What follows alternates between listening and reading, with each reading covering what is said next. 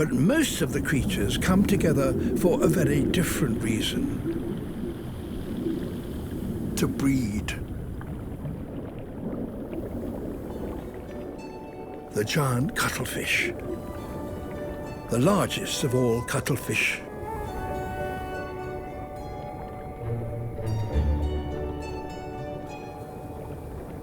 They live for just 1 or 2 years.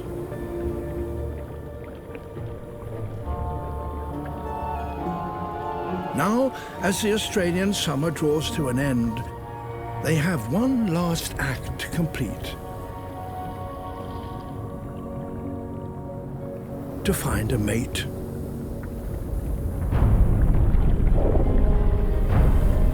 But there are over 100,000 males competing for the arriving females in this one bay.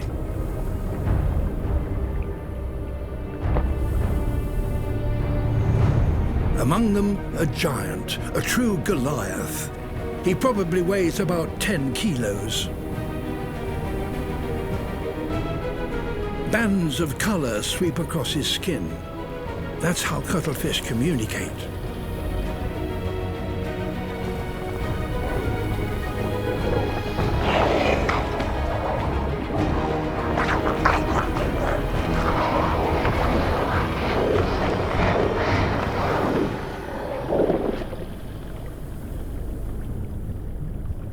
This smaller male couldn't possibly take him on.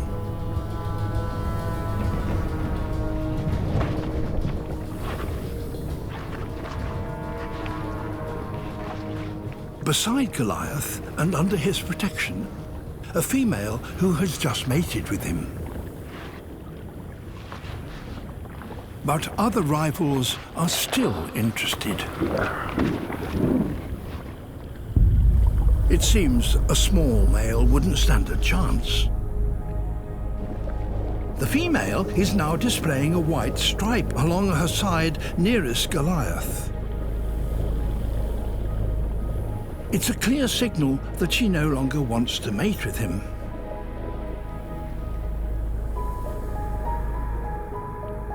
It's all the encouragement that the little male needs.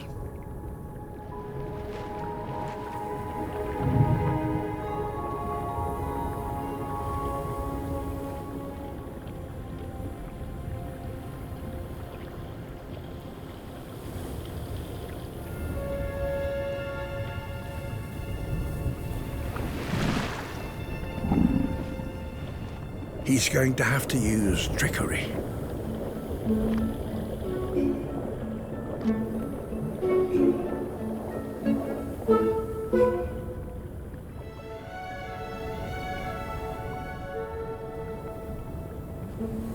He tones down his colors and tucks in his arms. He's just the right size to mimic a female.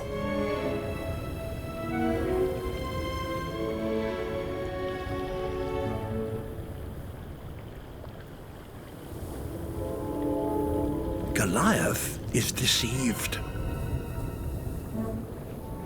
The small male now displays a white stripe, just like the real female, to deter his advances.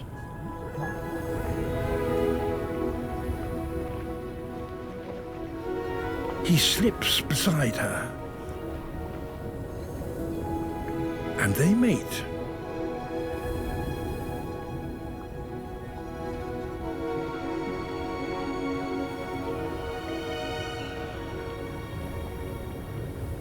By mating with multiple partners, the female ensures the greatest genetic diversity for her young.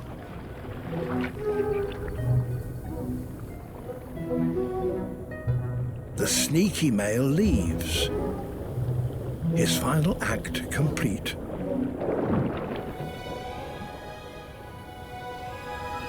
So even among giant cuttlefish, it seems, it's not all about size.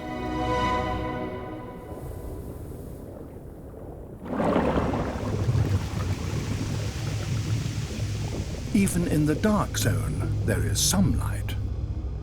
Turn off the submersible headlights and you see a pyrotechnic display outside. These lights are created by animals. This is bioluminescence.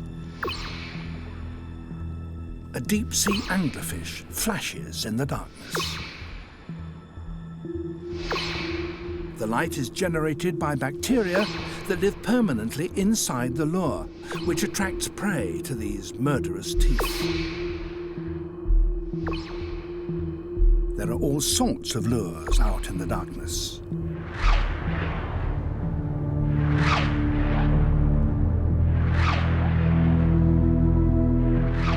Come into my mouth, little fish.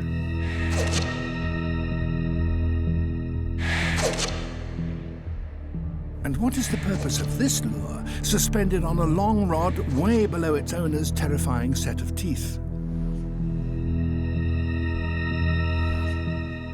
It's difficult to be sure. But then this monster does have another giant flashing lure much closer to its mouth.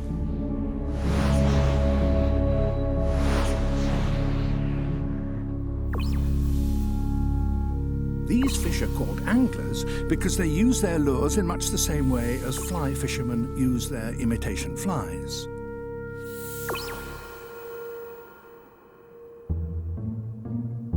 For a hunting squid with huge eyes, this glimmer is intriguing.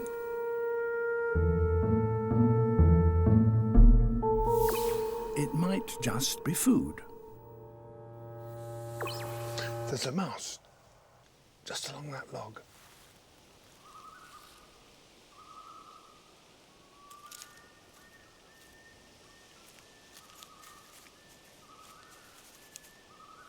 That obviously came to nothing, but the cameras have started recording again and the snake is moving. He's checking out the trail with his tongue. See, that's exactly where that mouse was running.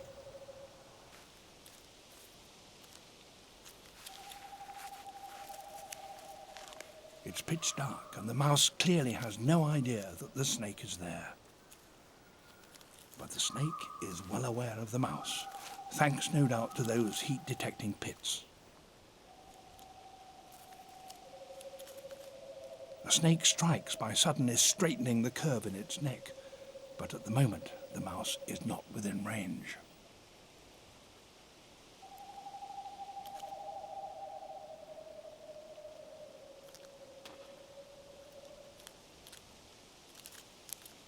He's worked out that that is the path along which the mice run. And he's getting himself properly adjusted so he can strike when he next gets a chance.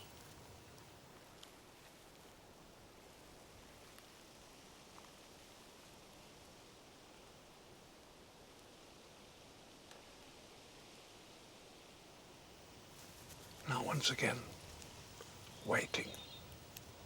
That's what snakes are so good at.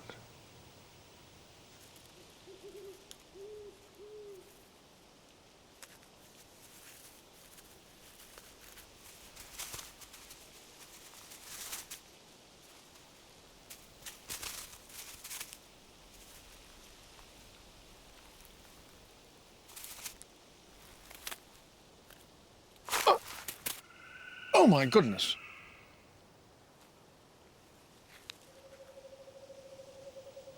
That's a dead mouse, all right. Slow down that shot, and you can see that the snake stabs the mouse just once. After 3 convulsive kicks, the mouse is dead.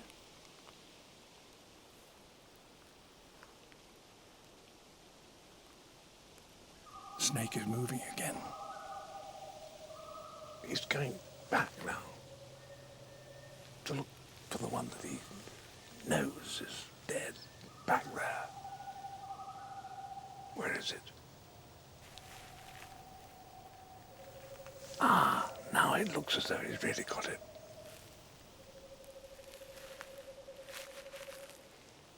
That's his dinner, and that can last him for 3 weeks, 4 weeks if necessary.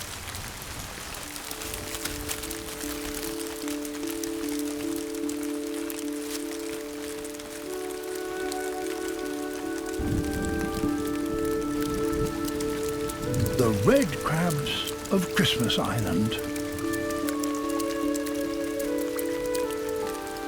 They've spent the dry season sheltering in damp burrows beneath the leaf litter. Crabs breathe through gills that must be kept moist.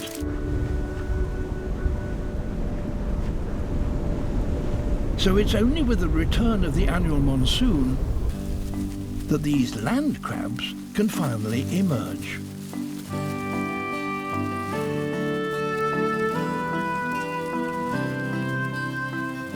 With the humidity now high enough, they can begin an epic trek to the coast.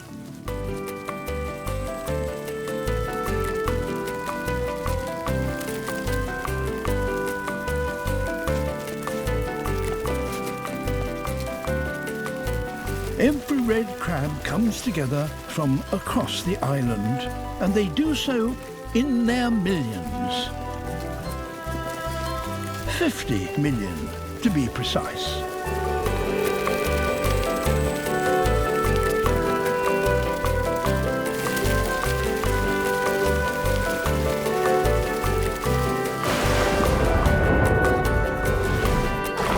They've come to release their eggs that can only develop in the ocean.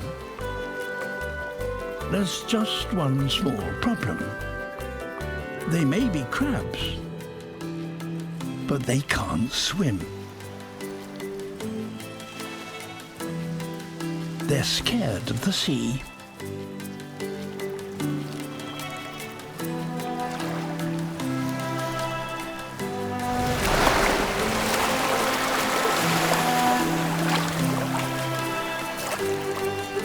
But they don't have a choice. They must release their eggs on the highest tide.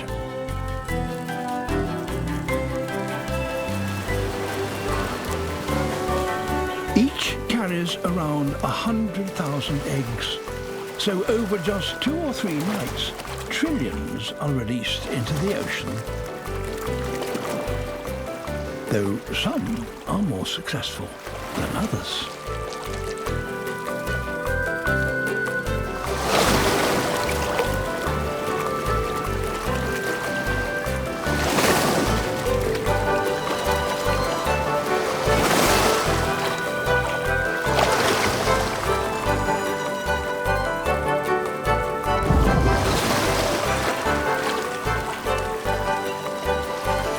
Once their work is done, the crabs will return to the forest.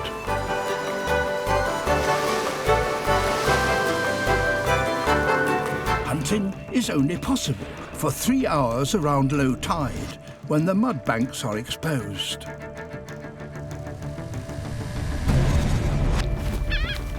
Razor-sharp oysters cover much of the shore. Beaching here could be lethal.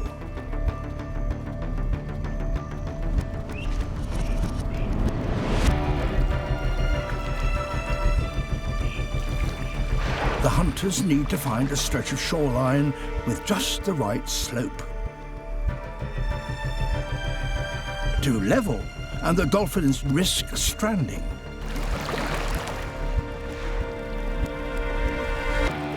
Too steep, and they can't force their prey from the water.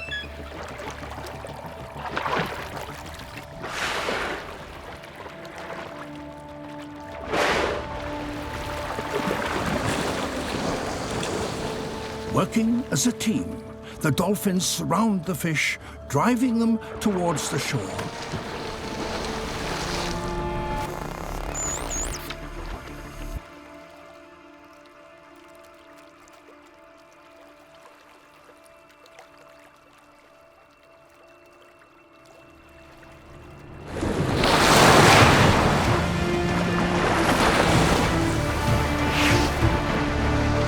Attacking in perfect synchrony, the dolphins create a bow wave.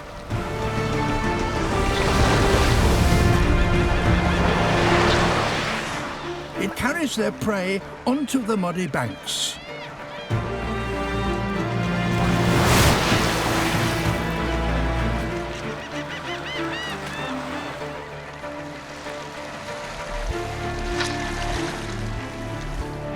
Other fish eaters profit from their daring.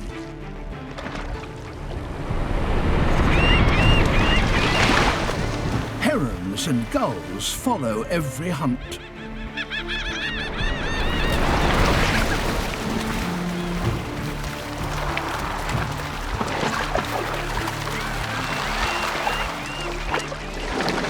To get to the fish first, the dolphins drive themselves high up the bank.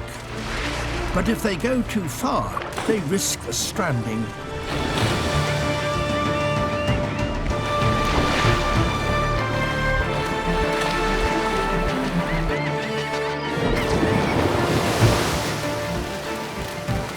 To prevent fish escaping between them, the dolphins all beach themselves on the same side. Always the right. But this has a cost. Each time they grab a fish, they also take in a mouthful of mud. The grit gradually wears down their teeth. But on one side only.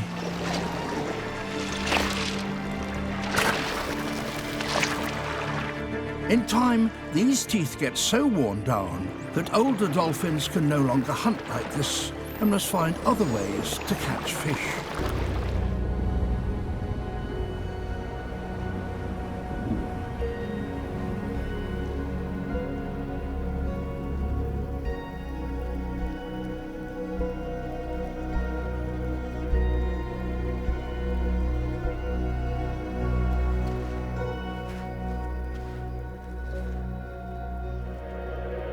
And this bobcat may be in luck.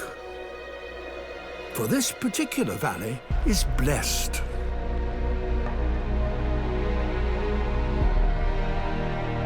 A river here never freezes. It's fed by a volcanic hot spring that heats these waters to 50 degrees warmer than the surrounding air.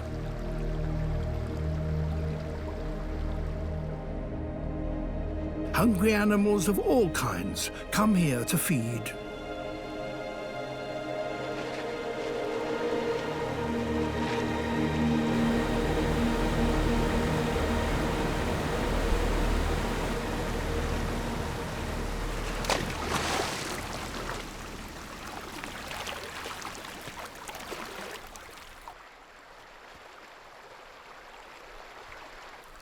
Throughout the winter, the river is full of food for those who know how to catch it.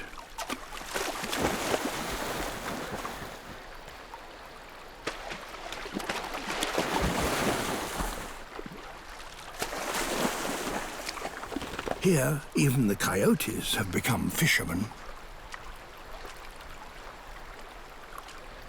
But hunting is hard for a cat that's not used to getting its feet wet.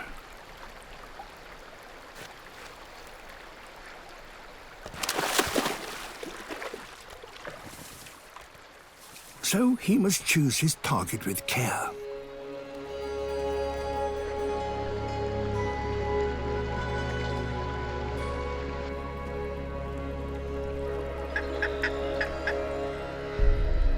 Golden-eye ducks. But can he get close enough to pounce?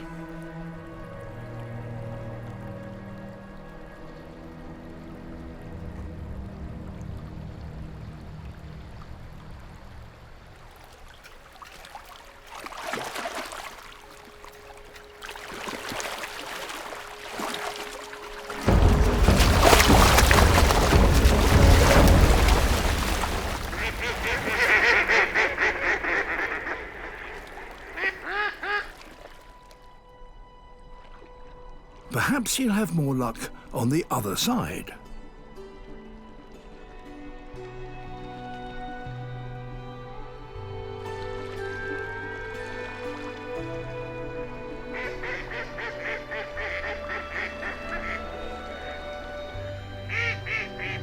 Here, steam from the river warms the surrounding trees.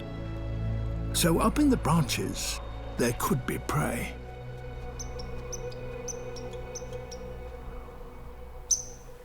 If only he could get to it. It's 6 meters up.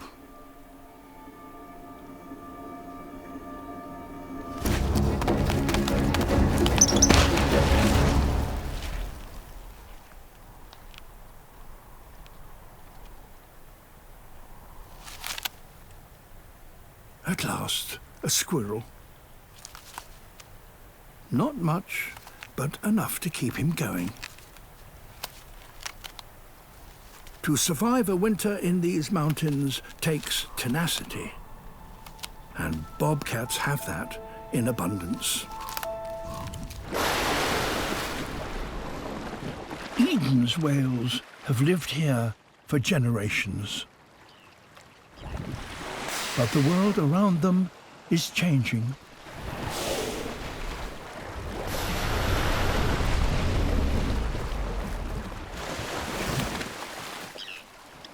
Today, agricultural pollution flowing from the land is beginning to suffocate this sea.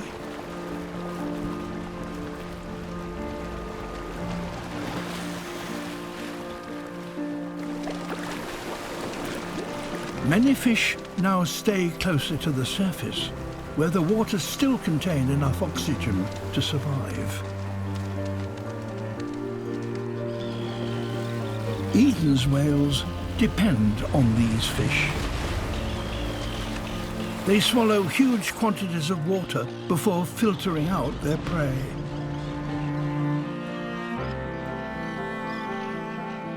It takes a lot of energy to drive their 15-ton bulk through the water.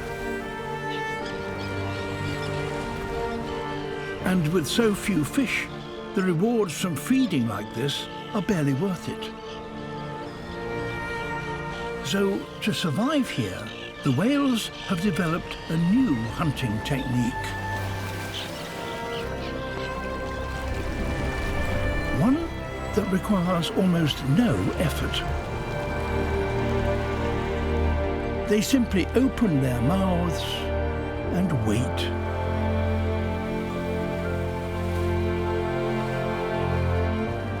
The panicked fish jump right in.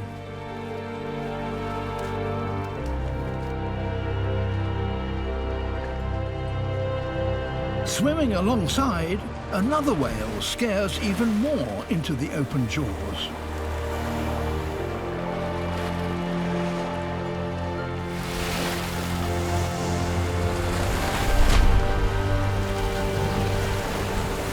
With this ingenious new technique, Eden's whales have found a way to survive the pressures they now face. All across the planet, animals are having to adapt to a changing world.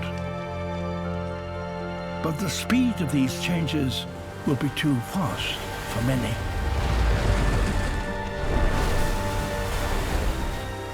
If we could only halt our unrestrained plunder of the ocean, its habitats and species would recover. And at a time when our overexploited lands are already failing us, this has never been more important for humanity.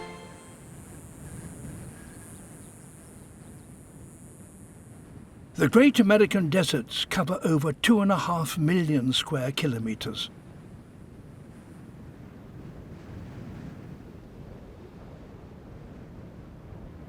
Here, roasted by the sun and blasted by the wind, the rocks disintegrate and mountains, particle by particle, are reduced to sand.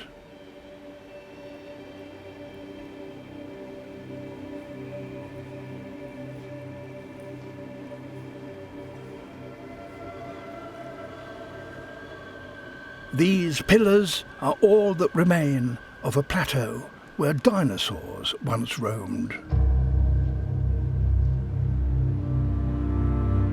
Few animals can now survive here.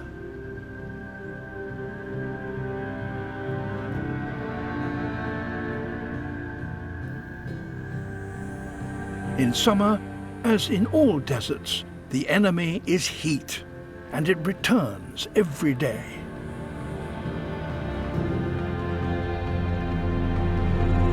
At 7 in the morning, the temperature is already 25 degrees Celsius. The clock is ticking for one unusual descendant of the dinosaurs.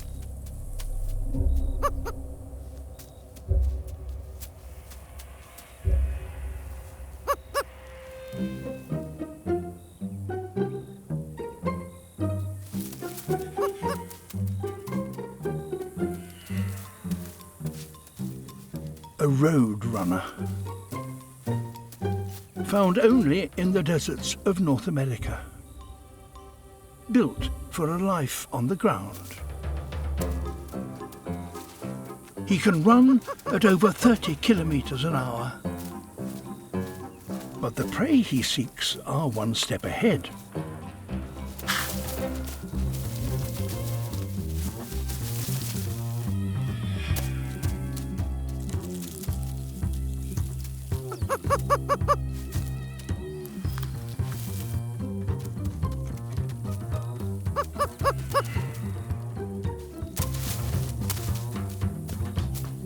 The Roadrunner's challenge is picking the right target.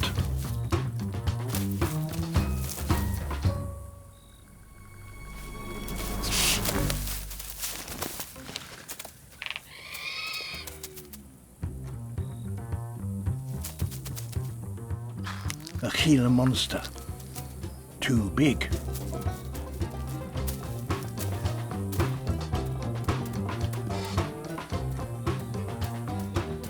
By mid-morning, it will be 40 degrees Celsius.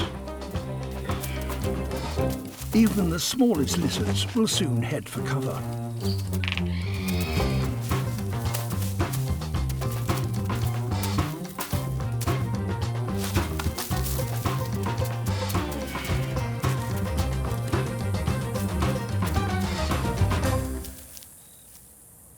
A centipede. Slim pickings for a morning's work.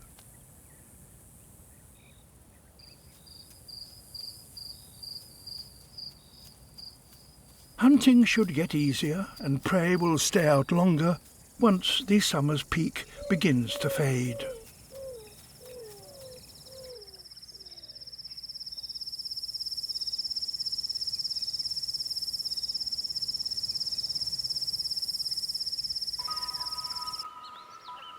An egg, whatever its shape, is an excellent life support system.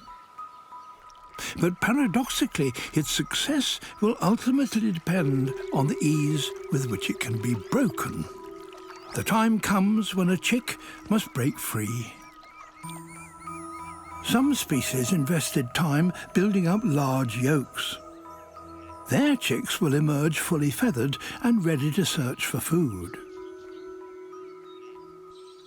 Others have not made that investment. They will have to spend their energies over the next few weeks feeding naked and defenseless chicks. But how do the chicks break out from the cramped confines of the egg? How can the shell that's been strong enough to protect the chick from the outside world be also weak enough to allow the chick to break it?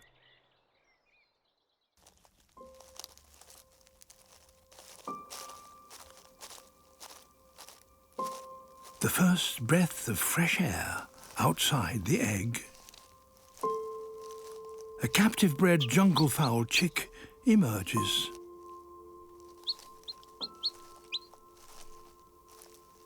It's the climax of the egg's existence.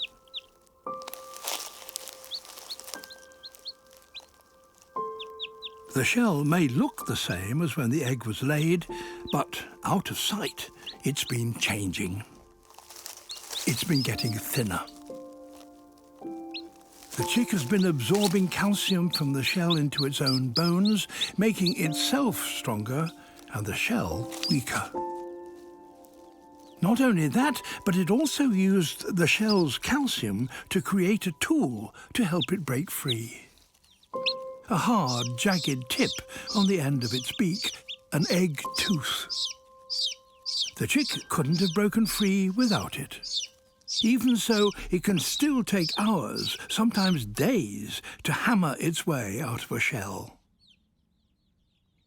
This egg and this newly hatched little chick are part of a clutch that was laid on the ground about between 21 and 26 days ago, and they are just now hatching.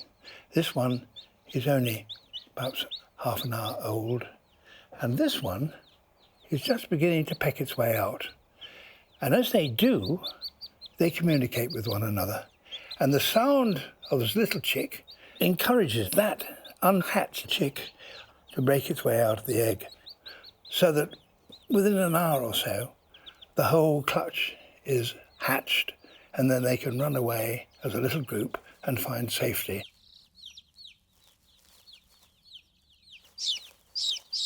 But what of the other woodland birds I was watching?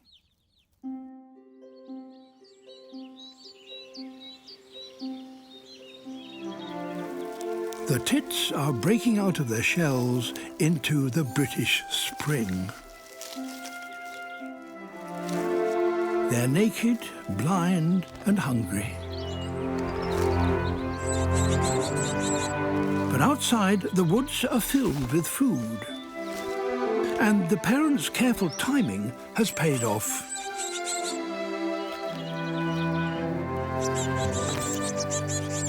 They took account of the weather and changed their behavior and won. Each element of the egg combined to create new life, from the nutritious yolk to the defensive albumen to the protective shell. Nature's most perfect life support system has served its purpose, broken by the life that it sustained.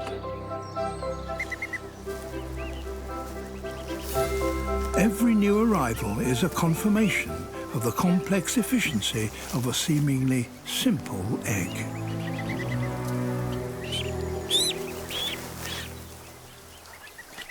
As with all forms of life, what we see are the success stories, the adaptations that work.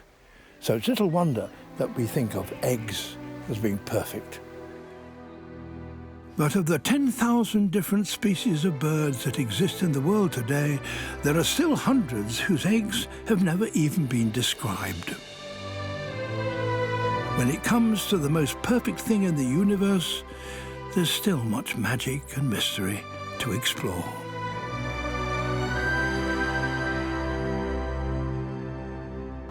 Exhausted from his swim, the bear must regain his strength.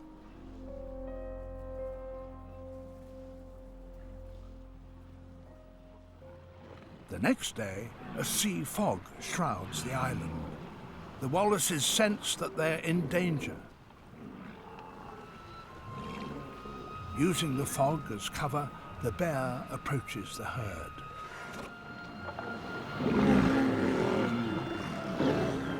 The adults close ranks around their young, presenting a wall of blubber and hide.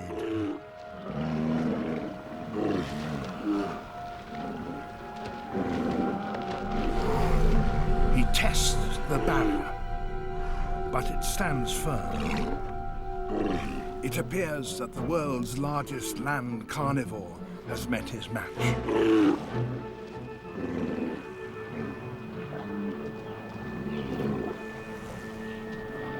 There must be a chink in the armor somewhere. Not here.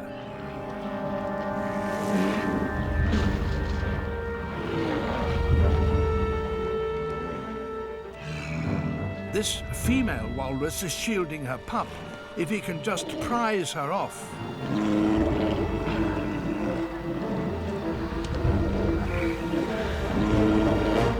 The bear's claws and teeth can't penetrate her thick hide.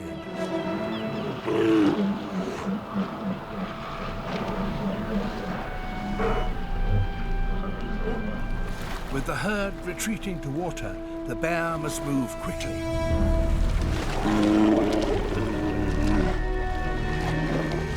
Having failed with one, he heads straight for another.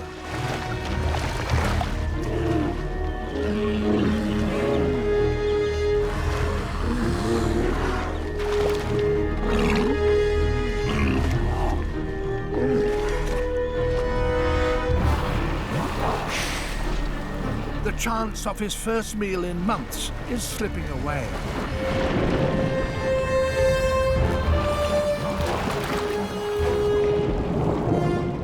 He seems increasingly desperate.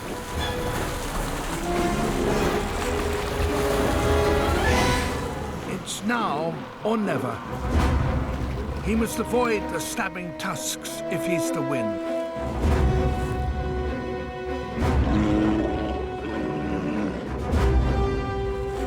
The flailing walrus is immensely powerful and drags the bear away from the shallows towards the safety of the herd.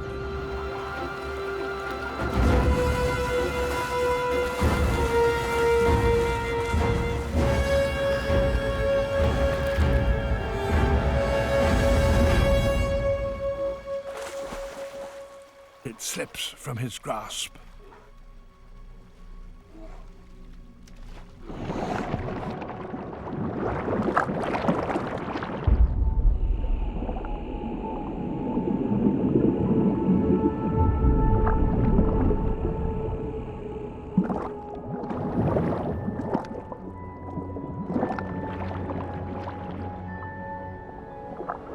In the Gulf of Mexico, these eruptions also release a super salty liquid.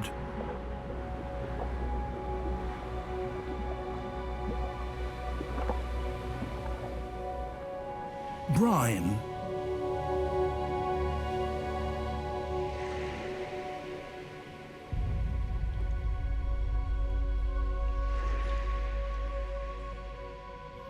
It's heavier than seawater, and it accumulates in great pools on the seafloor.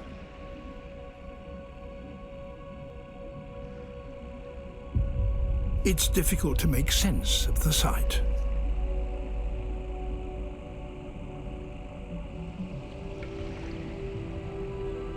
A lake of concentrated salt water, 15 meters deep, at the bottom of the sea.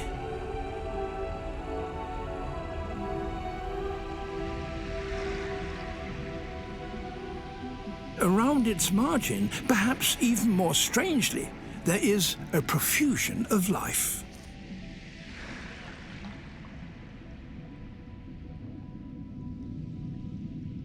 Giant mussels that can live and grow for a century or more pack tightly together, dwarfing the shrimps and squat lobsters that feed around them.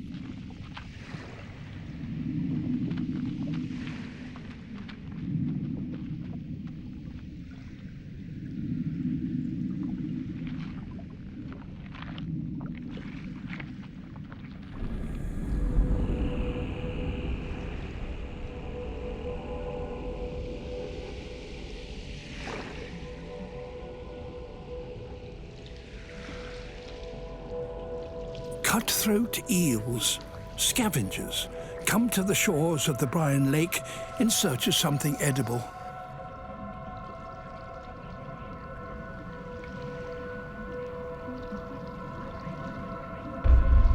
Some even venture into the brine.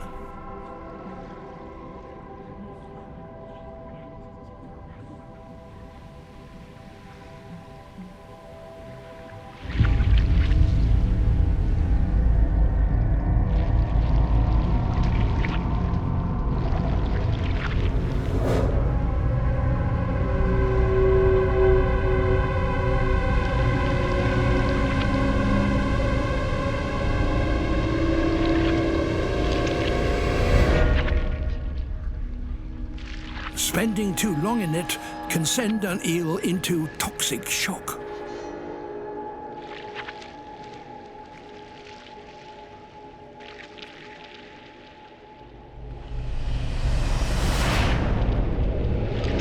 Its only hope is to rise above it.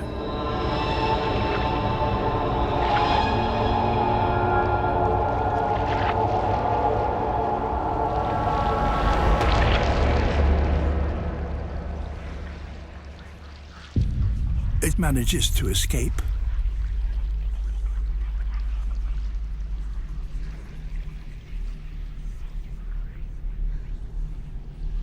Others are not so lucky.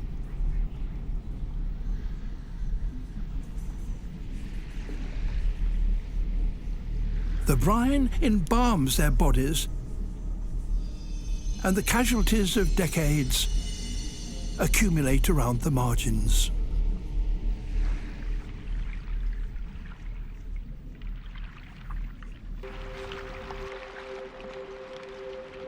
Producing young is just one challenge. Finding food and somewhere to live are further trials fish must face. The Californian coast. A wide range of species live here. But all this life means competition for living space is intense.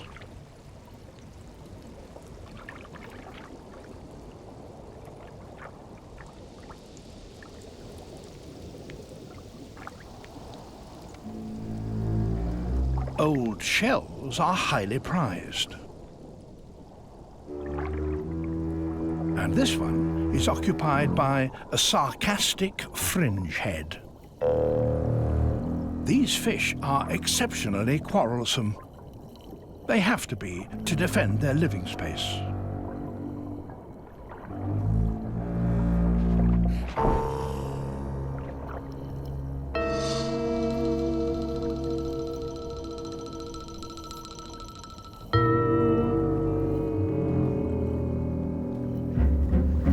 Octopus. Inadvertently, it's wandered into the fringe head's territory, and that can't be tolerated.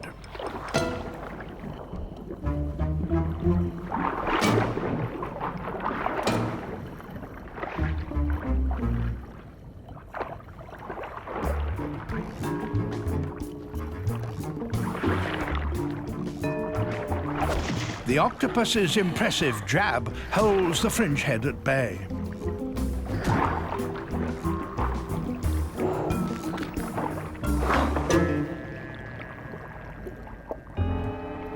There is more to this behavior than being bad-tempered.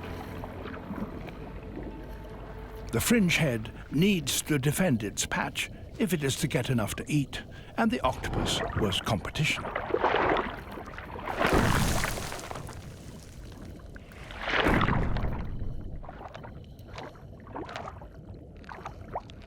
Crabs are not the easiest of mouthfuls.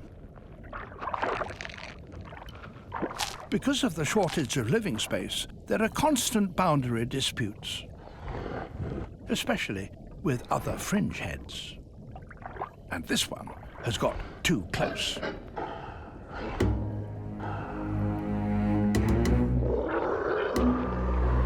Despite the most extravagant threats, neither is prepared to back down.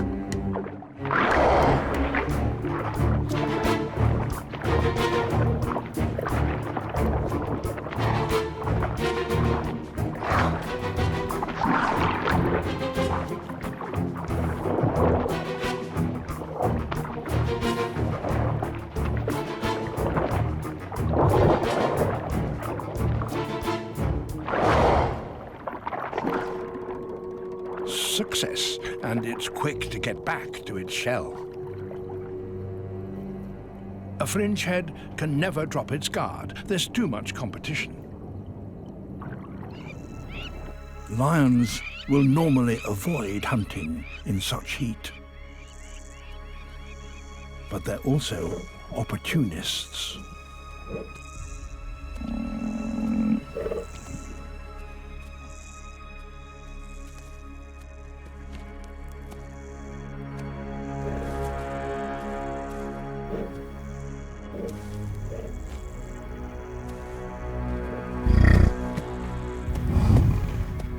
The lions will need to bring him down quickly before they overheat.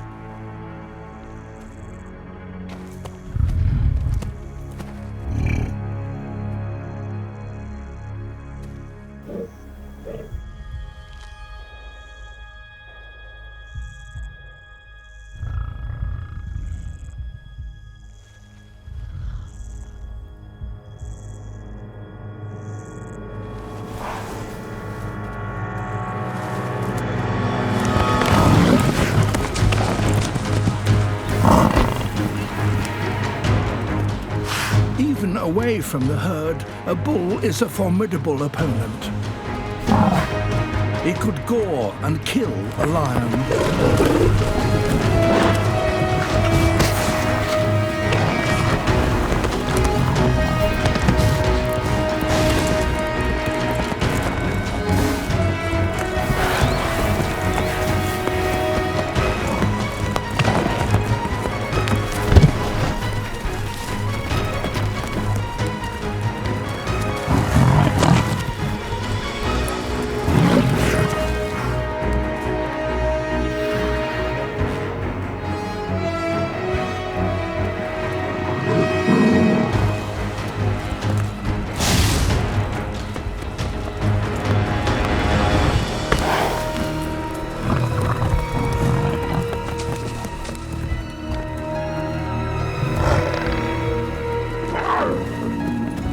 Close to overheating, they finally succeed in bringing him to the ground.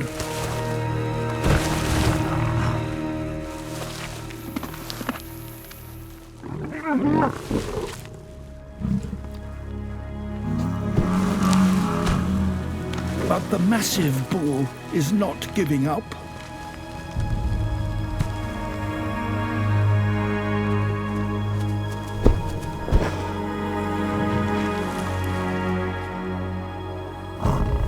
Against the odds and the full weight of the lions, he regains his feet.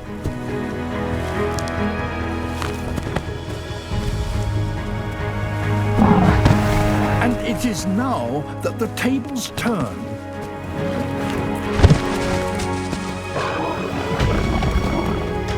The lions are exhausted. After a 20-minute struggle, only the bull has the energy to finish the fight.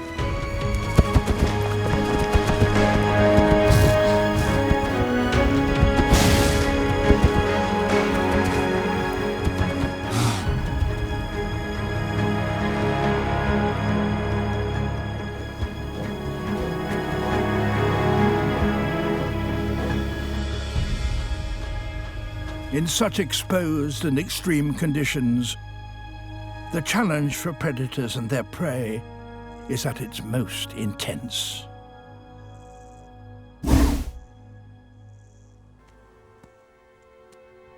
Markhor gather for their annual rut.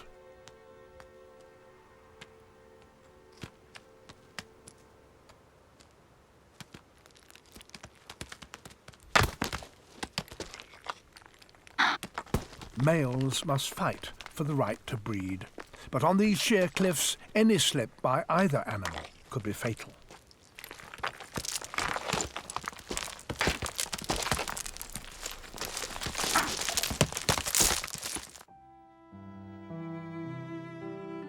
A snow leopard, the rarest of Himalayan animals. It's a female returning to her lair.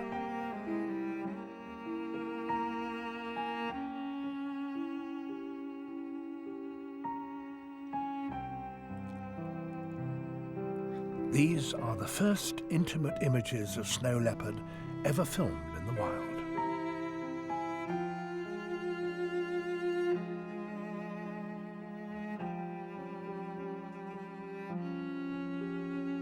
She greets her one-year-old cub. Her den is well chosen. It has exceptional views of the surrounding cliffs. On these treacherous slopes, no hunter other than a snow leopard would have a chance of catching such agile prey.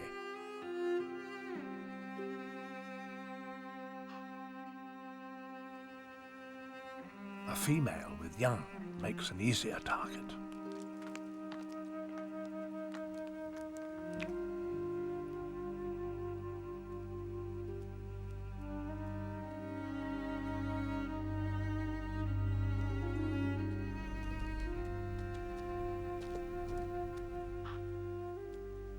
Her large paws give an excellent grip, and that long tail helps her balance.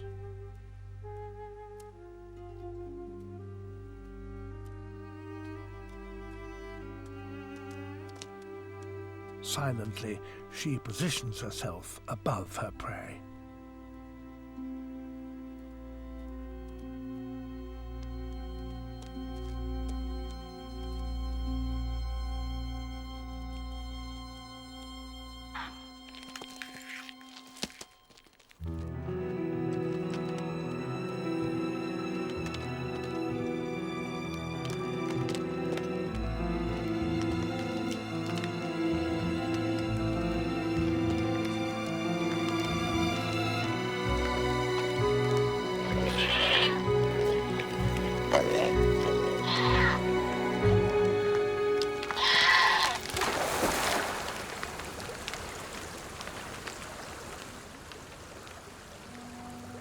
To see just how important scent can be to a snake, I've come here to Karnak Island, just off the coast of Western Australia. It's home to a large population of highly venomous tiger snakes. Snakes have been established here for many years, but there's something odd about this particular population. Many of them have damaged heads, and some of them are actually blind, like this one. And yet, puzzlingly, in spite of the fact that they're blind, they all appear to be very well fed. So how do their heads get damaged? And how, in that condition, when they can't see anything, can they catch all the prey they need?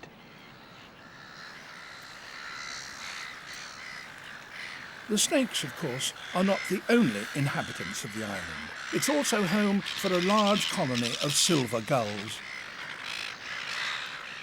The gulls breed throughout the year, so their chicks are a source of food for the snakes that never ends.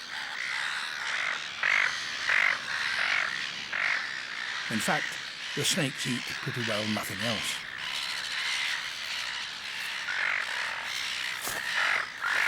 But the snakes don't get it all their own way. The gulls are valiant defenders of their nests and their chicks.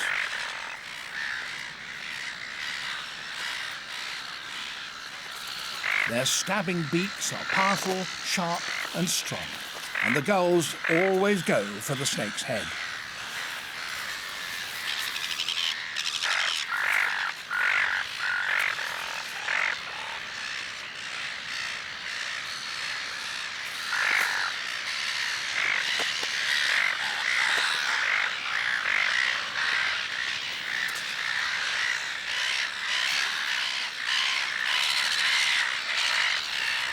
One in 10 of the snakes are totally blinded. Tiger snakes don't have those heat-sensitive pits that rattlesnakes have, so these blinded hunters must be guided entirely by their forked tongue. It's a superb direction-finding device. The snake can measure the strength of a smell separately on each of the two forks of its tongue. And if it wishes to follow up a smell, then it simply detects the one which has the stronger smell and goes in that direction. Gull chicks are an ideal prey for a blinded snake because they're programmed to stay on their nests.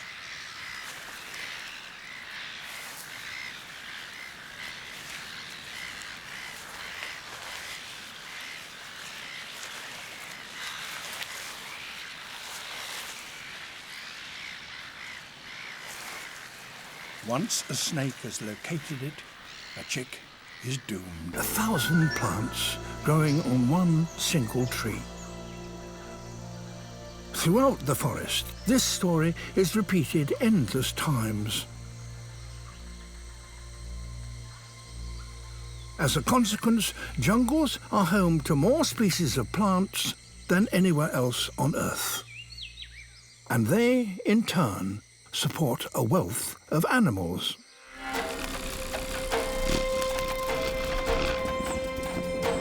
In Ecuador, the competition is at its most intense. Here there are 100 species of hummingbirds alone, all fighting for nectar. Each flower only has a small amount at any one time, and so it's first come, first served. One hummingbird has gone to great lengths to avoid conflict with other species. Swordbills are the only bird with a beak longer than their body. And some flowers are too elongated for the other 99 species of hummingbirds here to feed from them.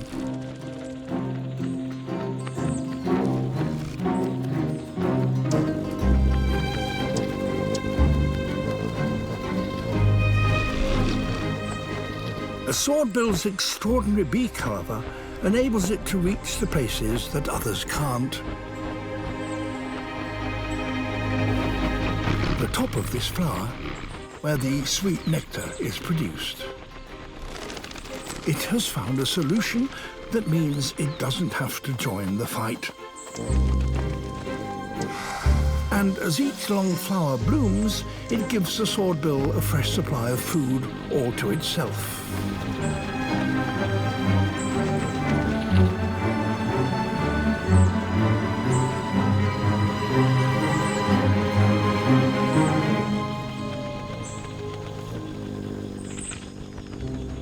But having a beak longer than your body does have its drawbacks. For a start, it's tricky to keep it clean.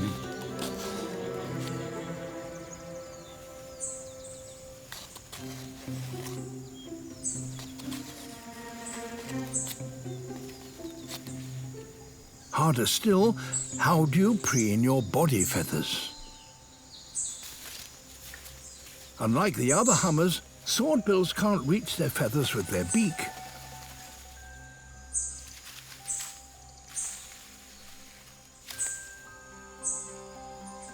The only option, a good old scratch.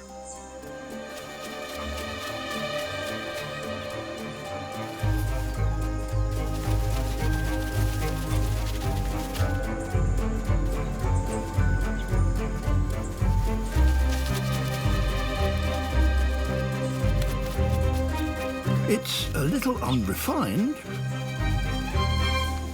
but a small price to pay for an exclusive food supply. So many females gathered together on this cliff inevitably attract the attention of a rival adult male. His aim is to defeat Scarface and take over his females.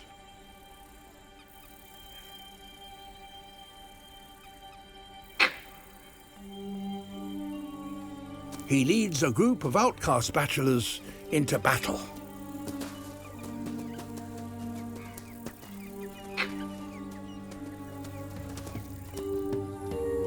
Scarface spots them.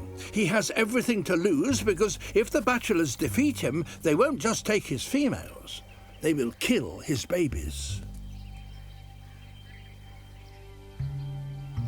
The bachelors try to reach the high ground to launch their attack.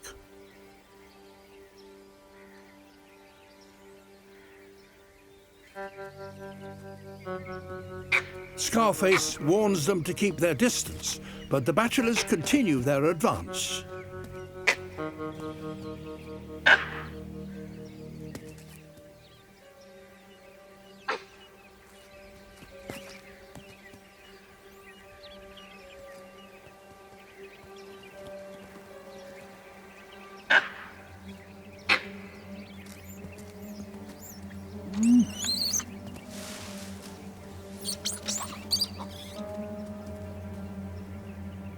Scarface grinds his teeth to show he means business.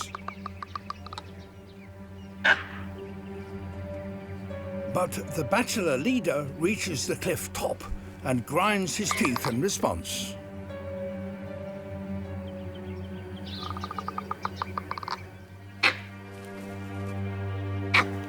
If Scarface loses this battle, he will lose his legacy.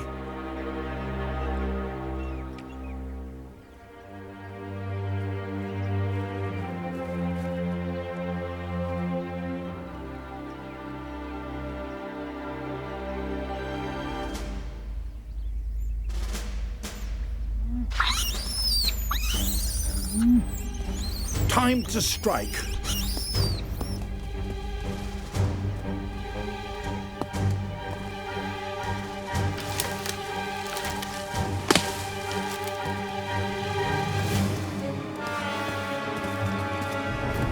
targets the bachelor leader.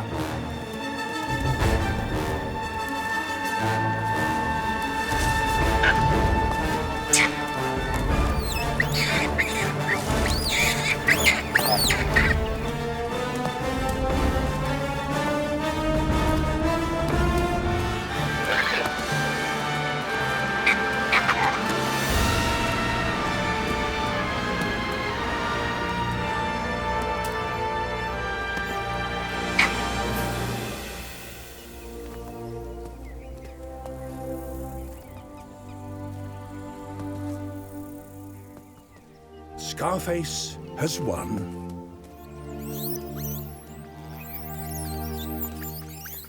And he returns to a hero's welcome.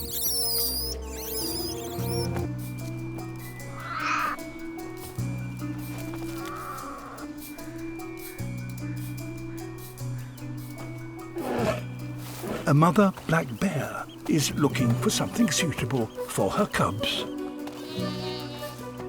This is their first ever trip to the seaside.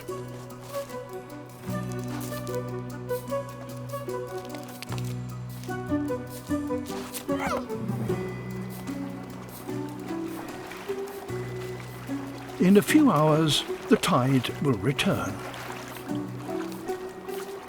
So they must keep up with Mum.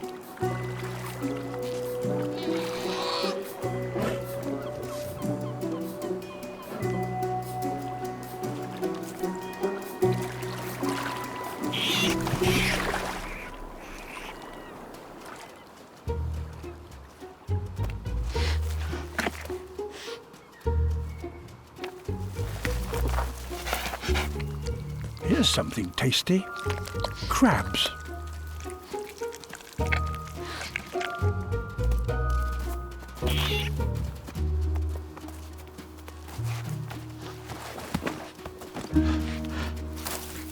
Big crabs can give a nasty nip, so it's best to start off with smaller ones. During spring, 3/4 of the bear's food comes from the beach.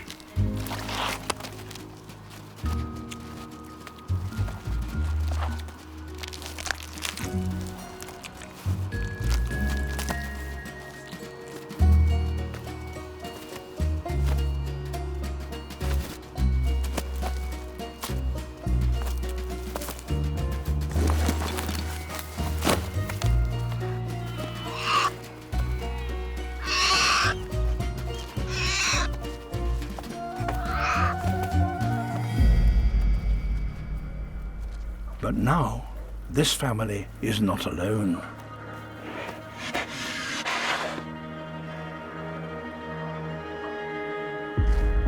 An adult male. He is double her size, and they're in his territory.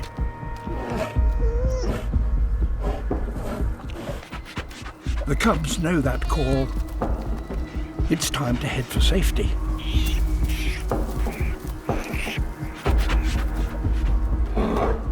Bears have poor eyesight, but their sense of smell is acute, and the male has detected intruders.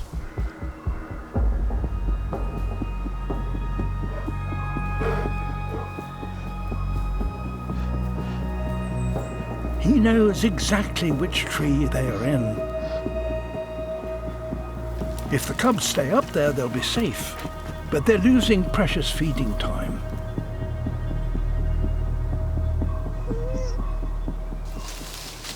For now, he's content to leave his scent mark. A warning note for trespassers. The family moves on. For the cubs, lunch today will have to be a takeaway.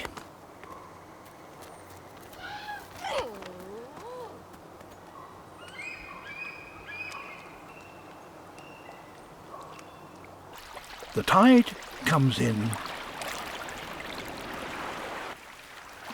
and within minutes, feeding time is over for another day. And wave power creates towering fortresses like these cliffs in the Arctic, home to tens of thousands of breeding seabirds. The faces of the cliffs are accessible only from the air and have plenty of nooks and crannies for those that can get there.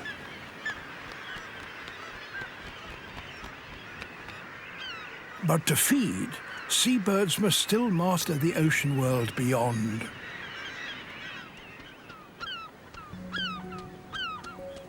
A puffin. He's a fisherman and a father. He has a mate for life.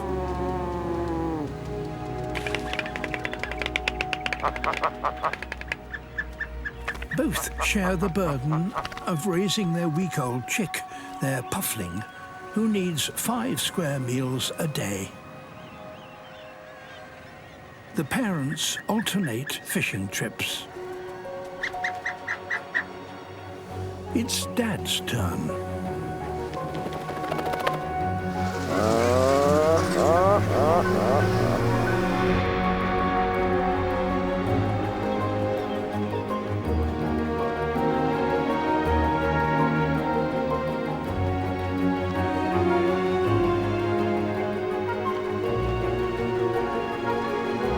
When fish stocks are low, puffins must fly as much as 50 kilometers out to sea to reach the good fishing grounds.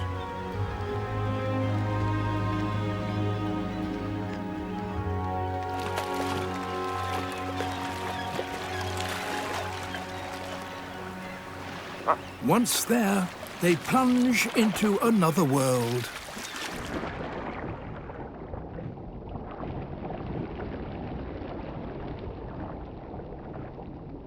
Good fishing spots are hard to come by, and they have company.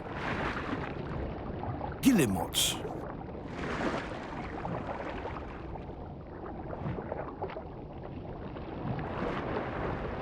Like the puffin, their wings are short and good for diving. Puffins can hold their breath for over a minute and dive as deep as 40 meters.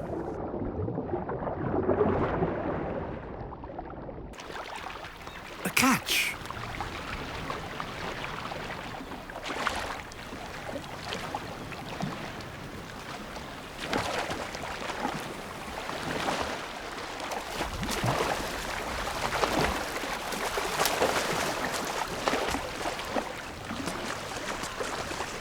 But it's a long way home.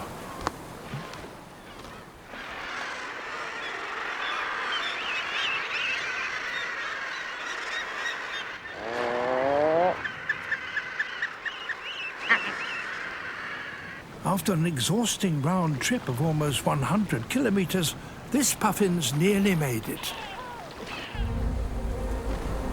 But there are pirates on this coast. Arctic skuas.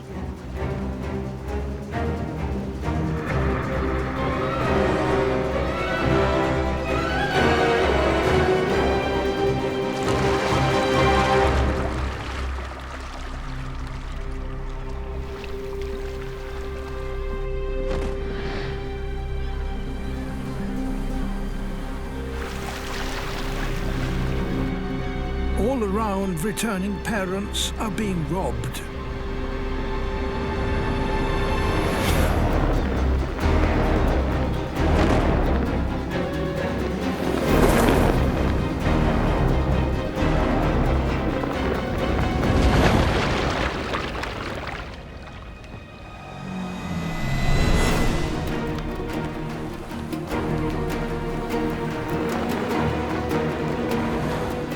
The skuas' long, raked-back wings make them faster and more maneuverable.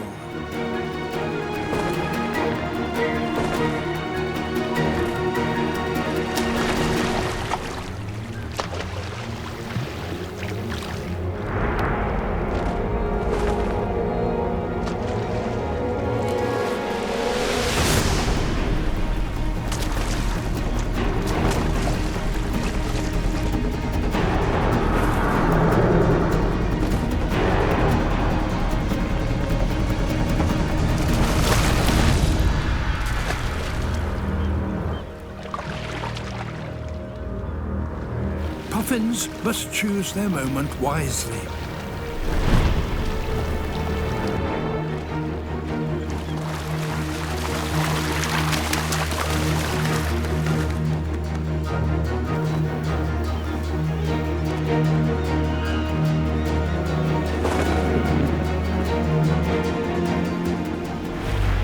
A near miss.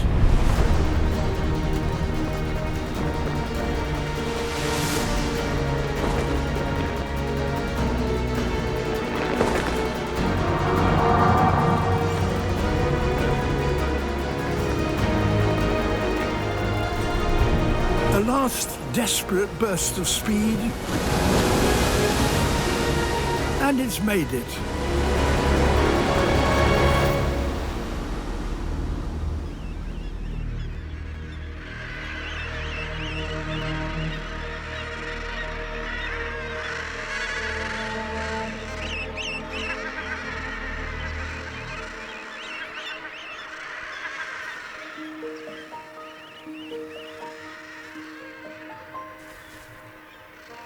Safely home after a 3-hour round trip.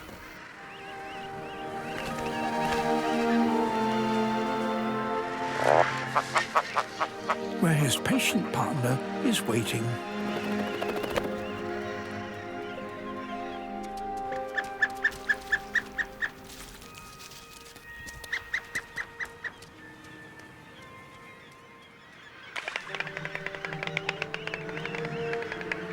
Today, their puffling will eat.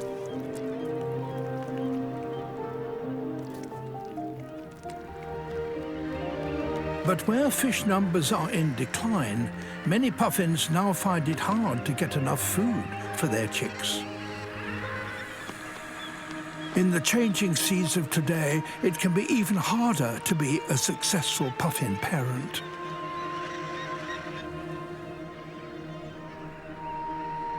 And in the eastern United States, many rivers contain crayfish. Like crabs, they have a hard protective shell, and they have particularly powerful pincers as well.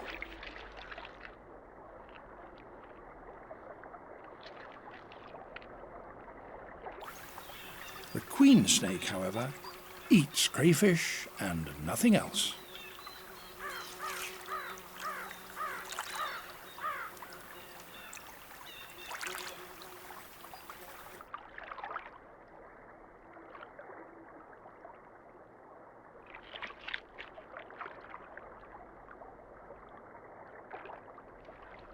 But not just any crayfish.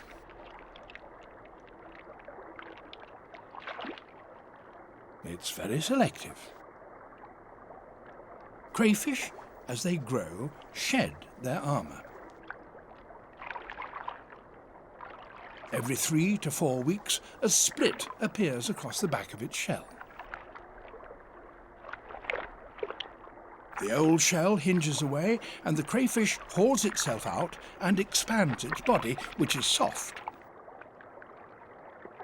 It's now that the snake has its chance.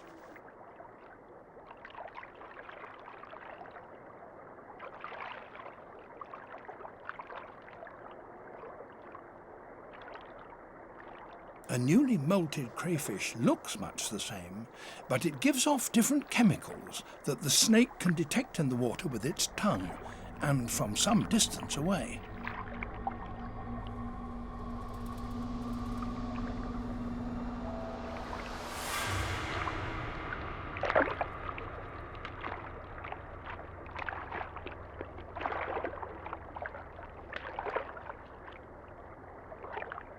It can swallow this crayfish because, since it's newly molted, it's as soft as a boiled egg.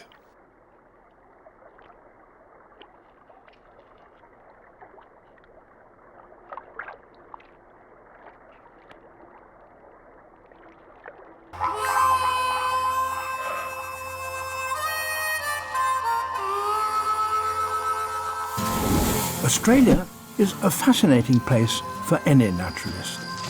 It's a land full of astonishing creatures. from kangaroos to echidnas to the duck-billed platypus. It really is a place like no other on Earth. However, many of these remarkable animals are also amongst the most threatened on the planet. So people here have had to come up with some extraordinary ways to protect them. And there is one story that particularly interests me, that of the quoll. They're just a fantastic animal. Look at that. Very cute. Want a few more? There you go. As you'd expect, the northern quoll can be found in the Northern Territories of Australia.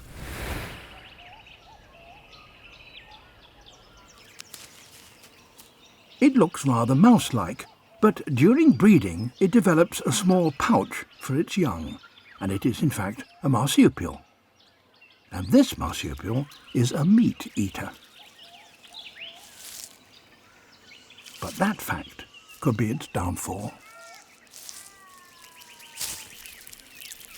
In recent years, it's been bumping into a new kid on the block, the cane toad. The cane toad is originally from South America, but since being introduced to Australia, it's been devastating the wildlife across that continent. It's a classic case of an invasive species. The problem for the hungry quoll is that this toad is also poisonous. The glands on its back release a lethal venom.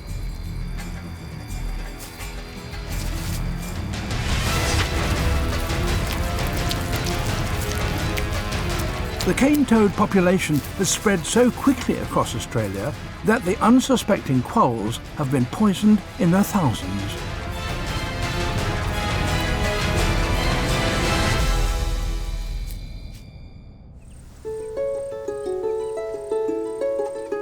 Here at Territory Wildlife Park near Darwin, quolls are brought to live in captivity as a safeguard against extinction.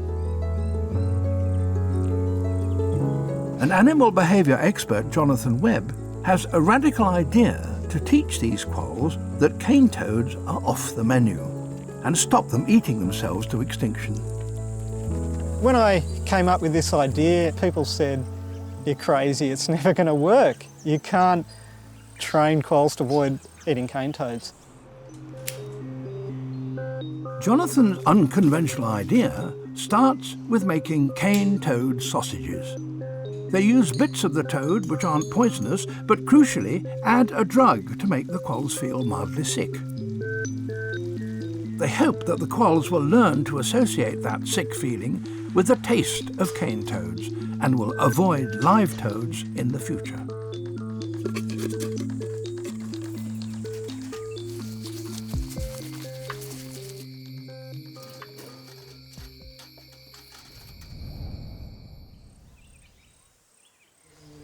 Next morning the bowls are all empty and the quolls are feeling the effects of the drug. They're rather quieter than usual, but that will only last a few hours. It's time for a second helping of the specially prepared toad sausages. Jonathan will be hoping for a rather different result when he checks the quolls' bowls in the morning.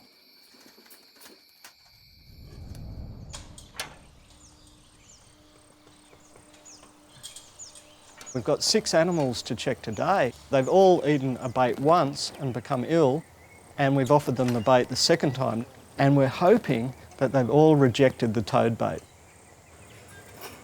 Oh, excellent. It hasn't been touched. Fantastic. I'd say that one's toad trained. She hasn't touched this one, she's trained. Excellent. Hasn't been touched. But it's not all good news, as some of the quolls would appear to have flunked the test. Well, this one's taken the bait, which is disappointing. So this little fellow will have to re-sit. More cane toad sausages for him. He's a marine iguana.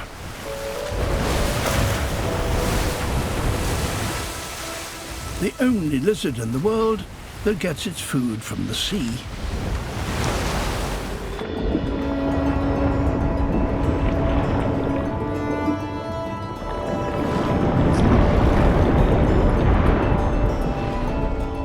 The seaweed on which he totally relies only grows in abundance here because of the nutrients brought by the Cromwell current.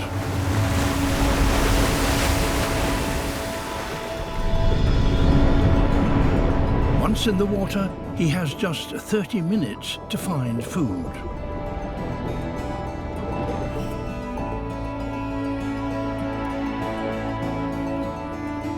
Any longer than that, and his muscles will seize up and he'll drown. For like most reptiles, he can't handle the cold.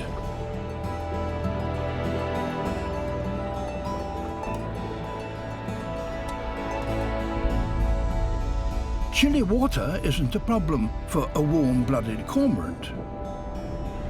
She can swim in it all day, but can only hold her breath for a few minutes.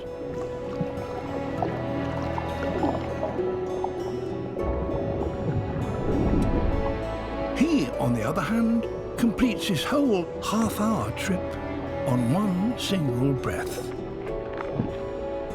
His flat face and sharp teeth make him an efficient seaweed cropping machine, but with the clock ticking, he must eat fast. The cormorant, having caught its fish, goes back to the surface. One last mouthful, and it's also time for the iguana to head for home. But to stop his muscles from seizing up in the cold water, he must get back quickly. So he could do without the attentions of an inquisitive sea lion.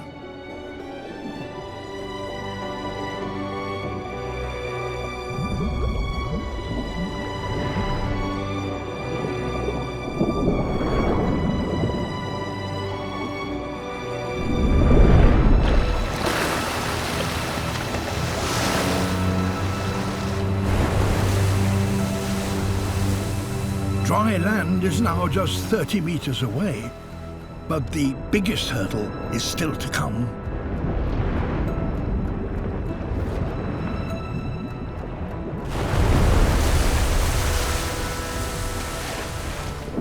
The surging water now fights against him.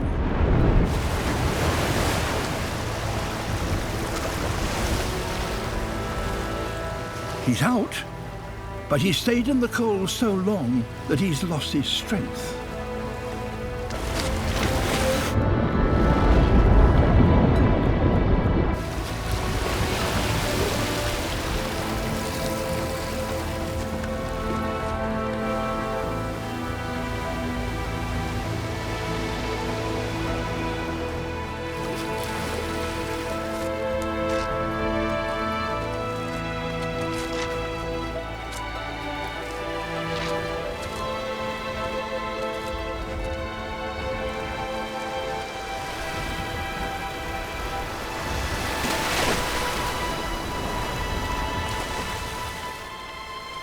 And he's made it.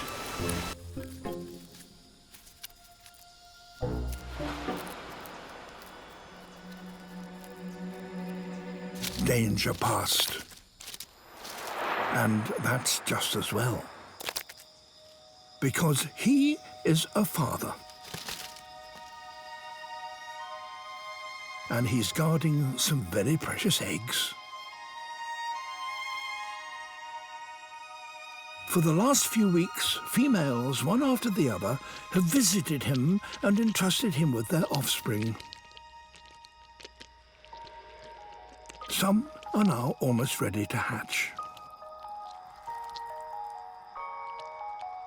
There are several clutches on the leaf, and those at the top, the most recently laid, are barely a day old.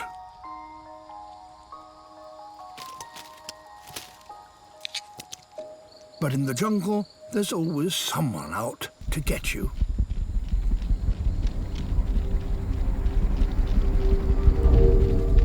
This wasp is a specialist hunter of frogs' eggs. It's noticed the wriggling tadpoles at the bottom of the leaf.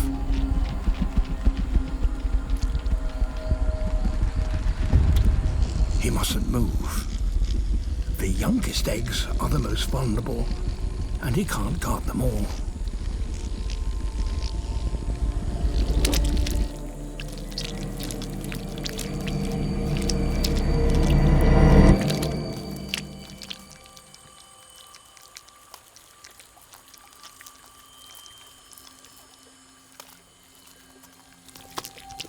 But these tadpoles are not as helpless as they might appear.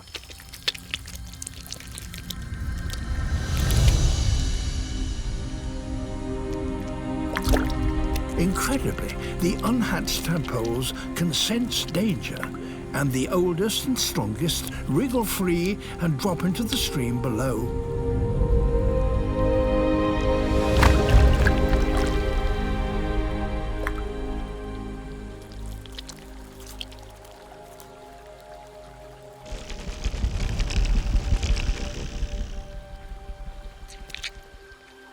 The eggs at the top of the leaf, however, are still too young to hatch. And now the wasps know they're there. But the male's back looks very like the youngest cluster of eggs. And that seems to confuse the wasps.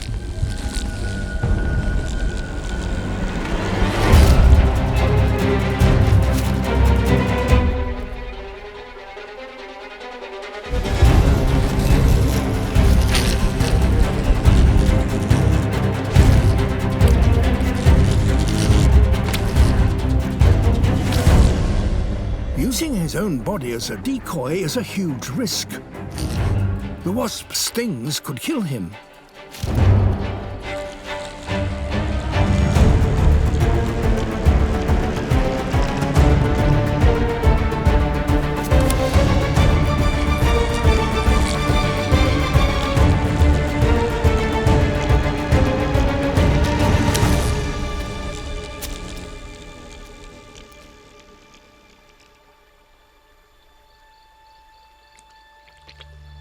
He's managed to save most of his young. He'll have to remain on guard for another 2 weeks. But in the jungle, just surviving the day can count as a success. Somewhere along this seemingly barren stretch of sand, there is food in great quantity.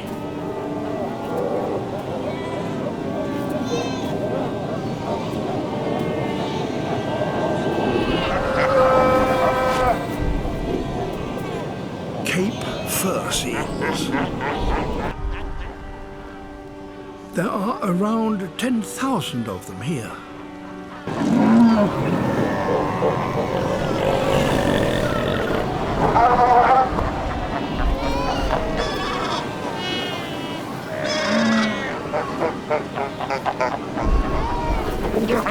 Adult seals are large and strong.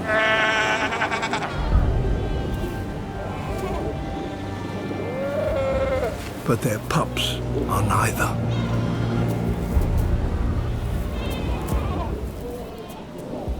The youngsters are closely guarded by their mothers. A hyena, however, knows to be patient.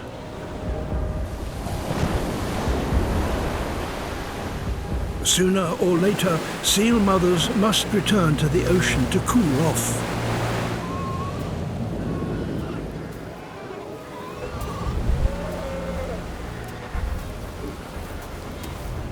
A single seal pup could feed a hyena and her family for days.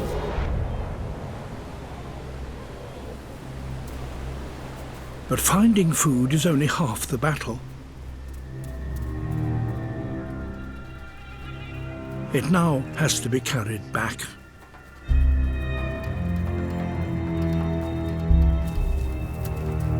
A jackal is here too. And it's not alone.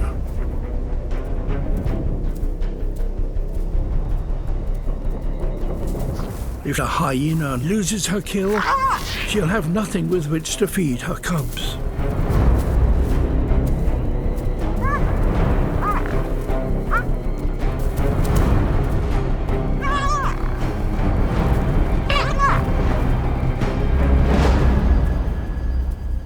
The jackals won't follow her very far from the coast. It's too hot for them in the desert interior.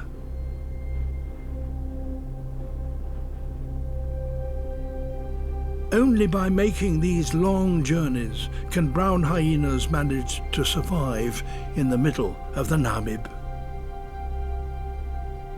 This is a giant Galapagos tortoise, and it's climbed all the way up the flank of this great volcano and is here wandering around the rim of the crater. But why should it come to such a bleak and inhospitable place? Tortoises, being reptiles, can't generate their own body heat internally, as we do. Instead, they must get it from their surroundings. And these particular ones have come up here to warm themselves on the hot volcanic rocks among the jets of steam and sulphurous gas. They live longer than any other animal on Earth, well over 150 years. They weigh up to 1/4 of a ton and have shells over 1 meter across. They really are giants.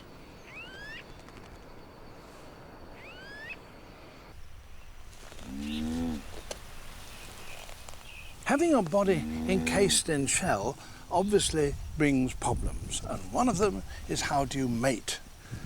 Making love in a suit of armour is not easy. But the males have a very ingenious solution.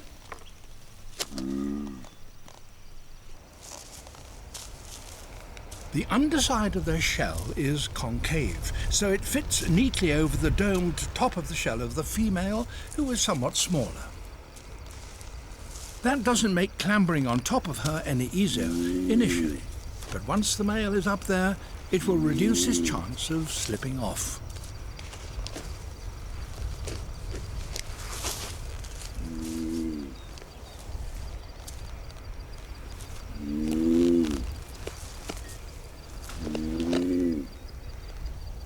The two shells fit together as neatly as 2 spoons.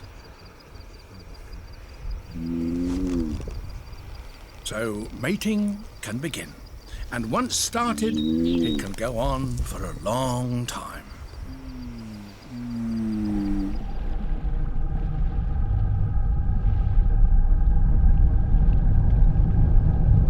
The blue shark.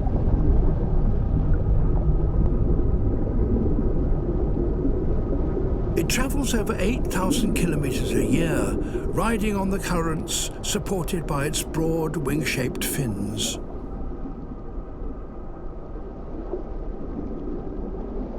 This one may not have eaten for 2 months.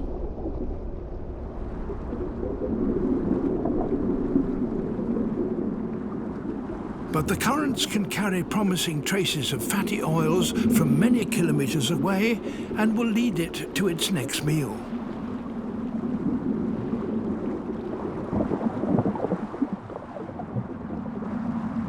After days of travel, the smell of food gets stronger.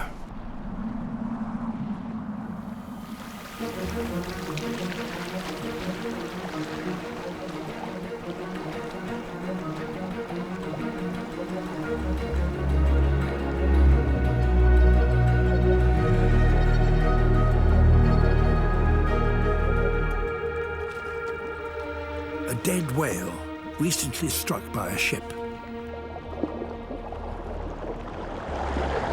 This could be a real feast, but the blue shark must be cautious.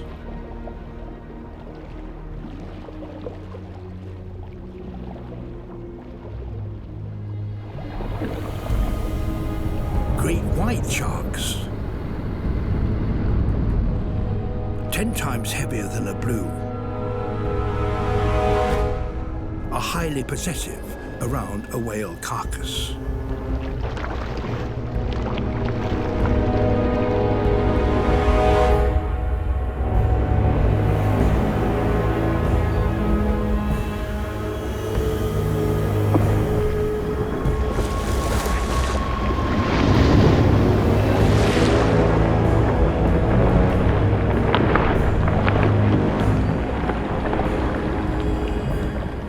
Great whites are eager to feed on energy-rich whale blubber, which we now know forms a major part of their diet.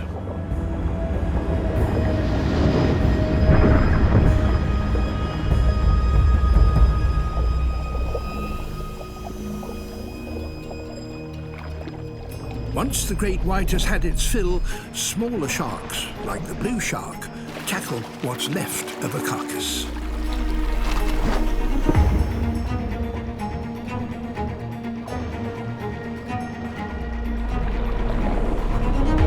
As the oils from this dead whale spread more widely, more and more blue sharks appear.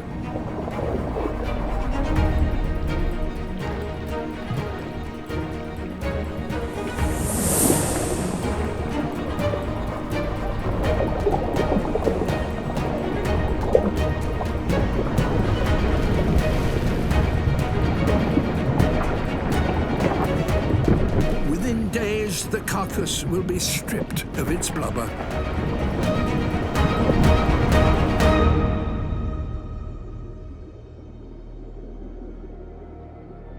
Then, no longer kept buoyant by its oil, it will sink into the depths below.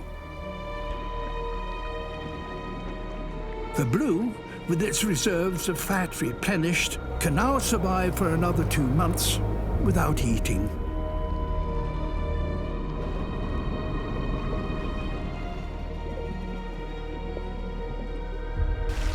Northern Australia has the highest tides in the tropics, which expose vast areas of shoreline. And here lives a truly extraordinary species of octopus.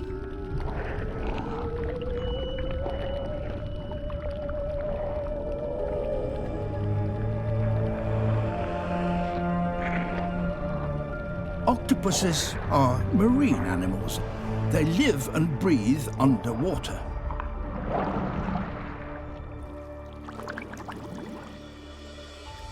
At low tide, most octopuses would be imprisoned in their rocky pools.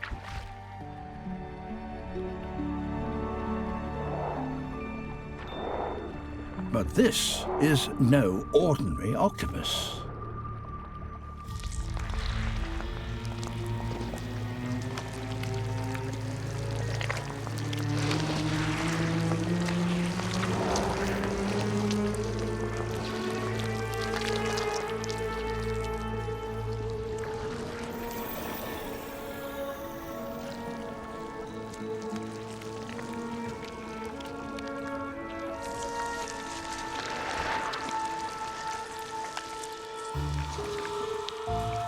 It's the only one specially adapted to walk on land.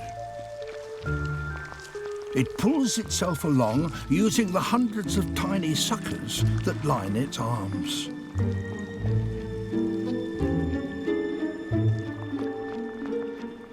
Hunting for crabs, it walks from pool to pool.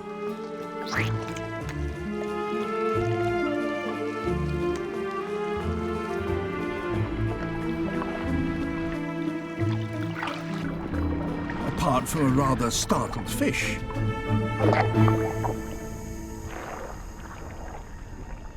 This one is empty.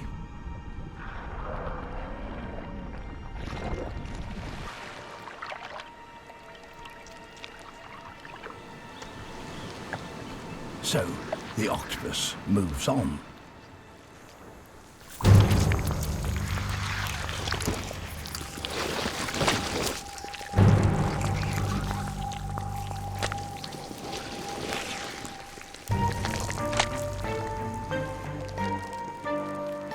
a rock pool may seem like a safe refuge.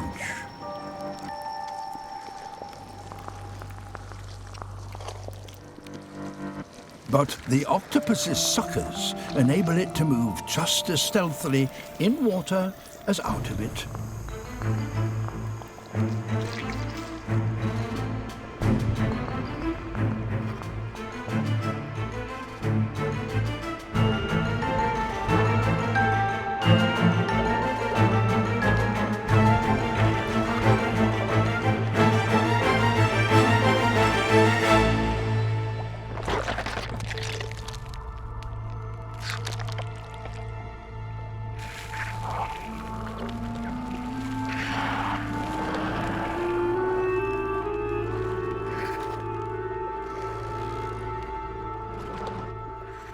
Nowhere is safe when this octopus is around.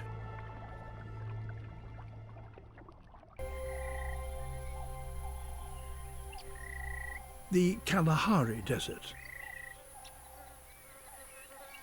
Here, food is more plentiful,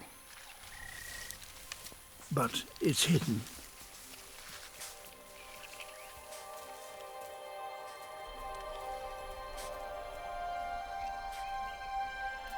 A pangolin.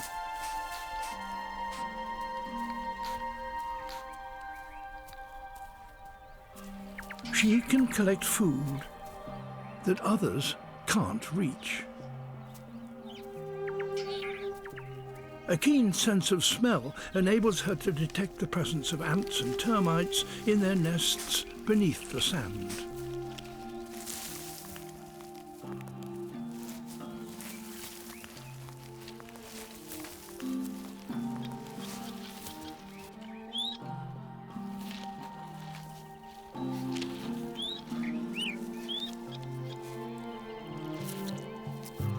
Her sticky tongue, some 30 centimeters long, enables her to collect them from deep underground.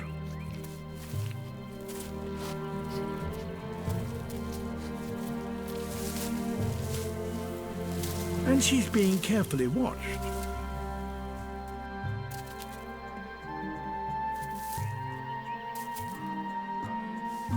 The drier it gets, the deeper the termites live. Many are way beyond the reach of even a pangolin. But not of an aardvark.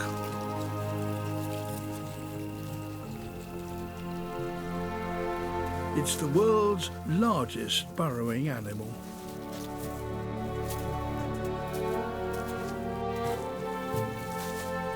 Its sense of smell is extremely acute.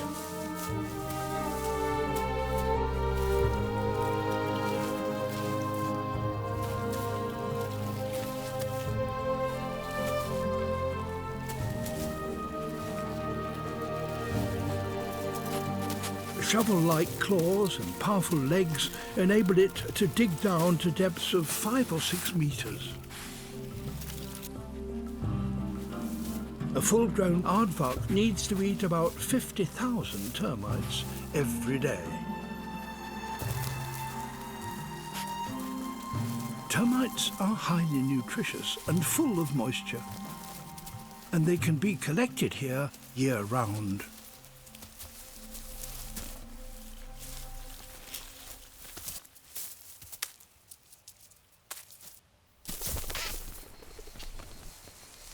Aardvark are usually nocturnal.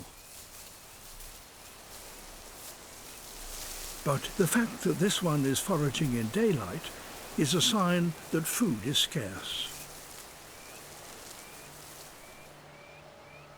Recent droughts in the Kalahari have led to low termite numbers, and as a consequence, aardvarks here are close to starvation.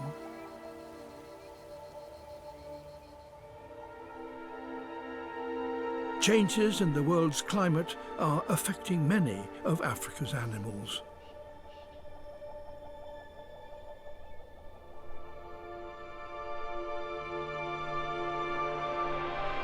It's predicted that in the next century, southern Africa will warm twice as much as the global average.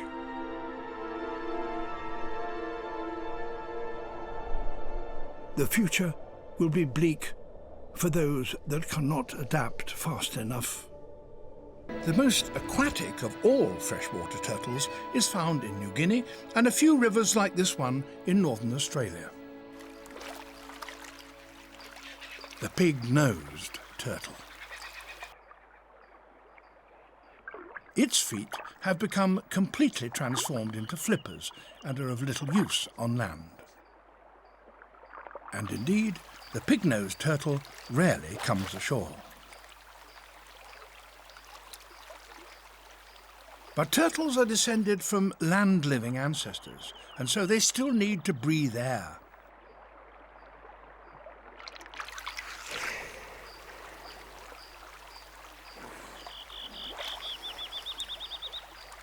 Females also have to return to land in order to lay their eggs.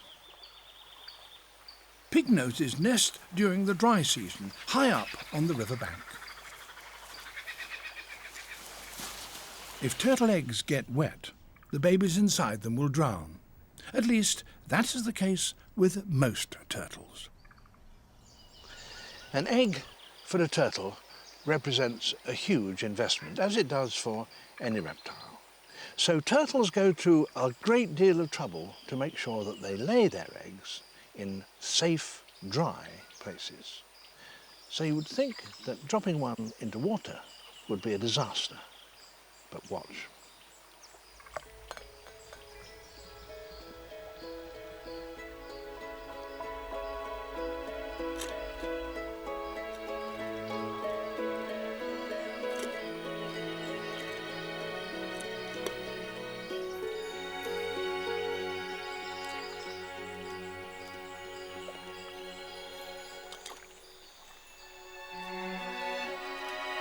A fully developed baby turtle. And it's come from an egg which, as far as we know, is unique in the reptile world. It can not only survive being flooded, it actually requires to be submerged in water in order to hatch.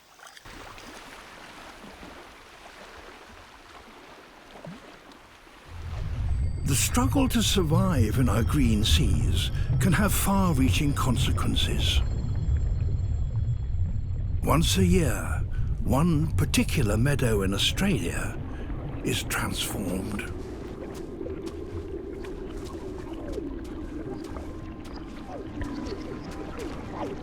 Around the first full moon of winter, an army materializes. Spider crabs.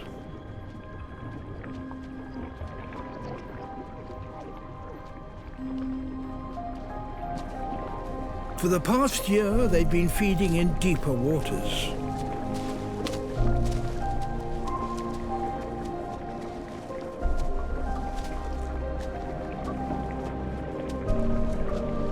Now they march across the seagrass plains.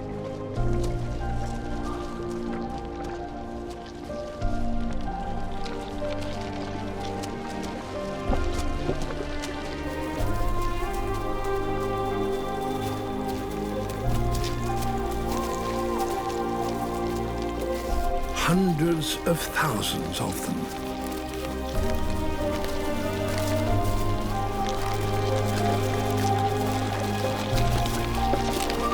They clamber over one another.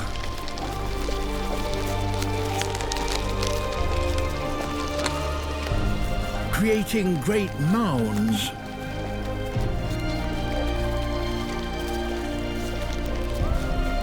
Nearly 100 meters long.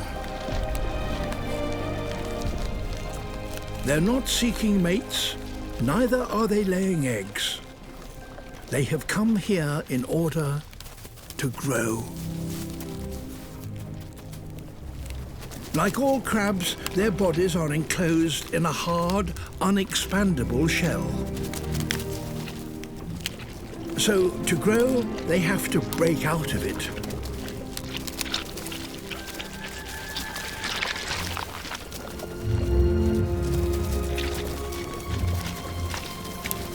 And that allows the soft one that has developed beneath to expand.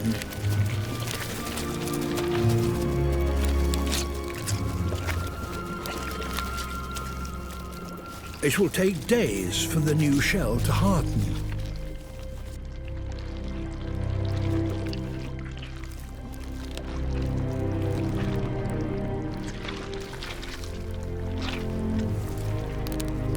Its legs are so limp that they won't work properly. The crab is unprotected and in great danger.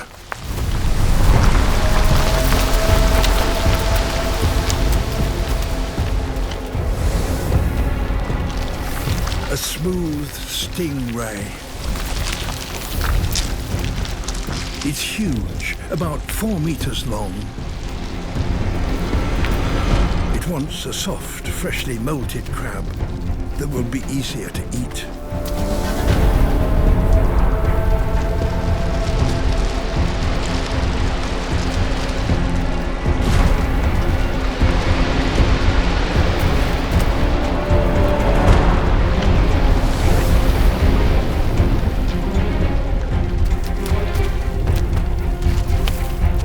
The crabs try to stick together.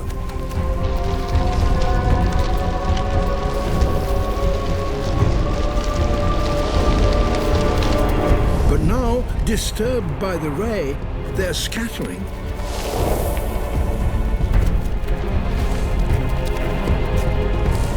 A newly molted crab is too weak to keep up with the crowd.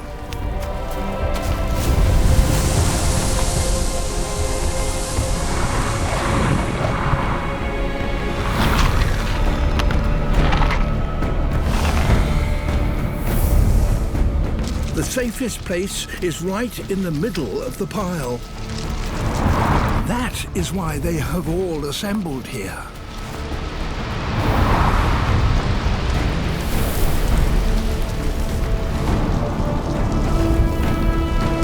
There is safety in numbers.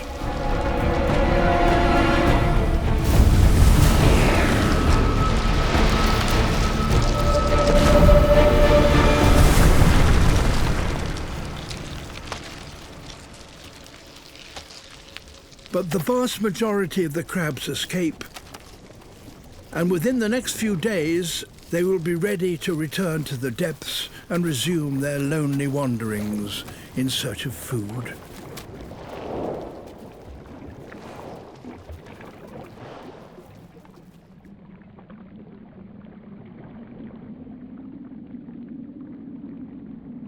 This is no graveyard,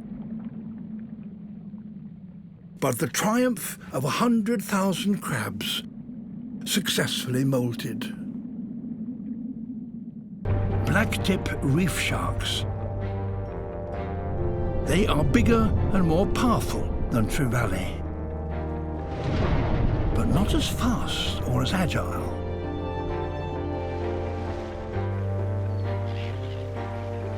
The hardyheads are well aware of them, but so long as they stay just out of reach, they have little to fear.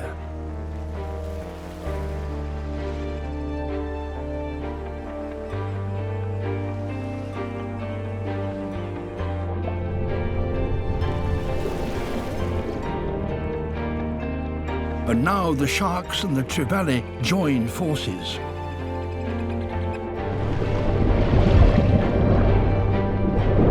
Together, they enter the shallows, each looking for a chance to attack.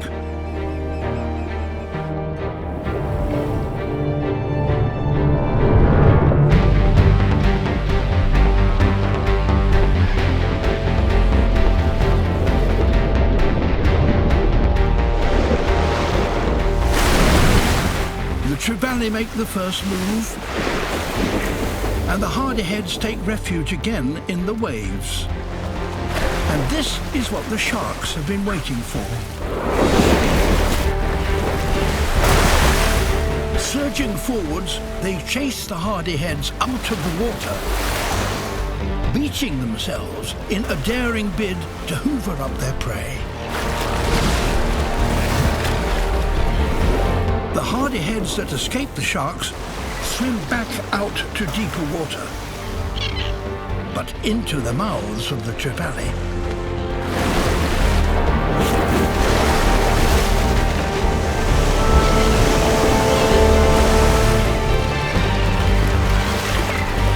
Now the receding waves help to pull the sharks back into deeper water.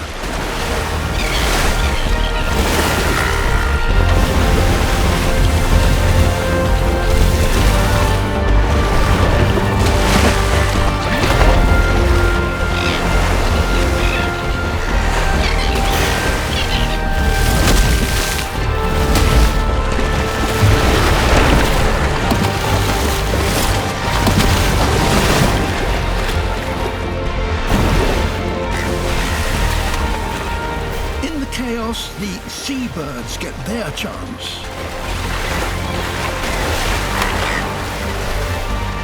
It's a feeding frenzy in only 10 centimeters of water.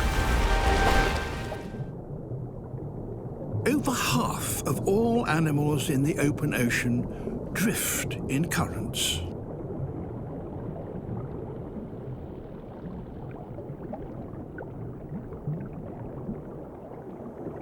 Jellyfish cross entire oceans, feeding on whatever happens to tangle with their tentacles. Some can grow to 1 meter, even 2 meters across. And when, by lucky chance, they encounter a patch of sea rich in plankton, their numbers explode.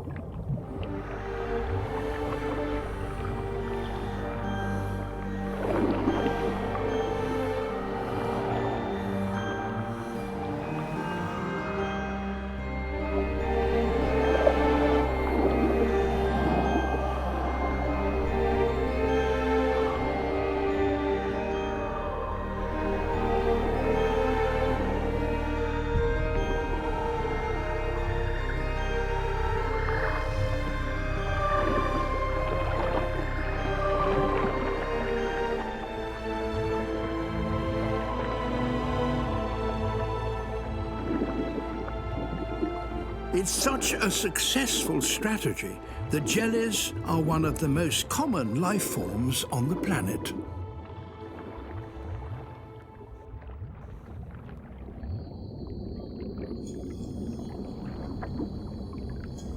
But among the jellies, and looking somewhat like them, is a rather more complex and sinister creature.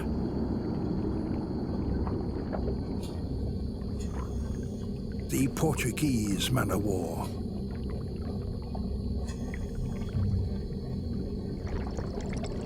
It floats with the help of a gas-filled bladder, topped by a vertical membrane. With that serving as a sail, it maintains a steady course through the waves.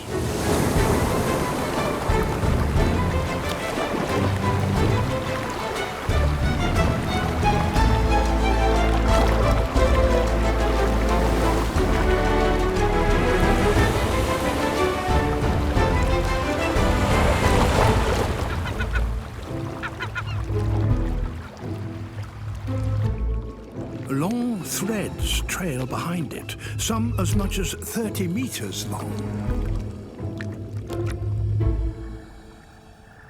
Each is armed with many thousands of stinging cells. A single tentacle could kill a fish, or, in rare cases, a human.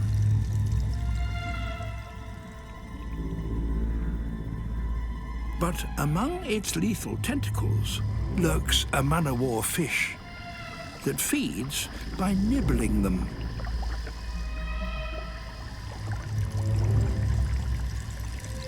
Whilst this fish has some resistance to the stings, it must still be extremely careful.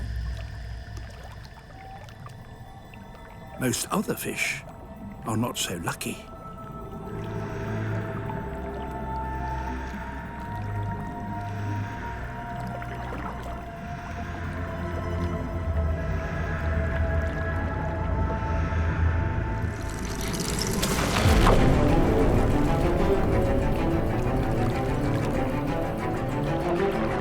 Tentacle has caught this one and reels it in.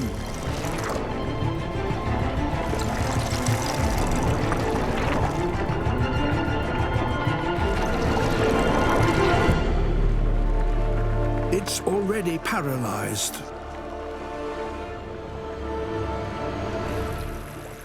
Specialized muscular tentacles transfer the victim to others that digest the catch, liquefying it with powerful chemicals.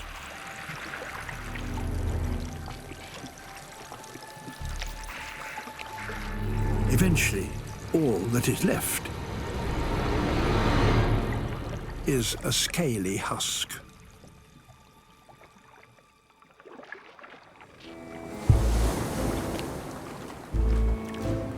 This voracious man-o'-war may collect over 100 small fish in a day.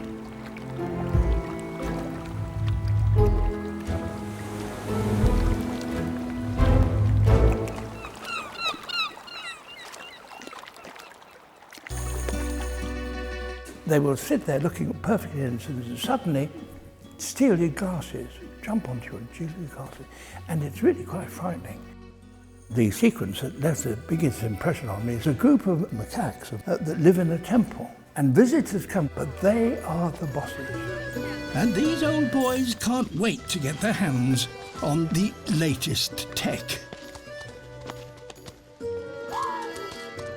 And then they bargain. What are you going to give me? And you've got to give them food. A banana? How dare you? A bar of chocolate. That's better. And they will exploit you in a way that you couldn't believe possible. It's quite shocking.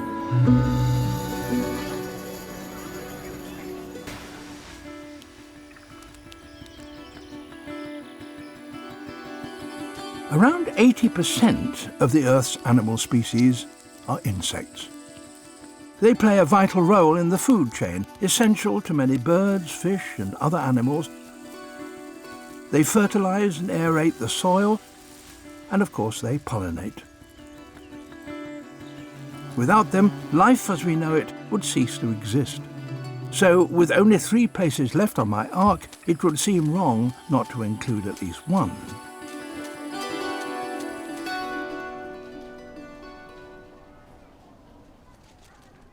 Butterflies lift the heart. There are thousands to choose from, but this butterfly house has one of my favourites.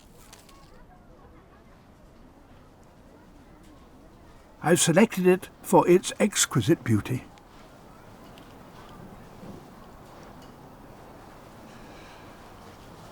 This is a Priam's birdwing butterfly. It lives in Western New Guinea and to the islands both east and west, and also down into the northern part of Australia. Birdwings have some of the largest of insect wings and are very sought after by collectors. The name comes from their rather bird-like forewings.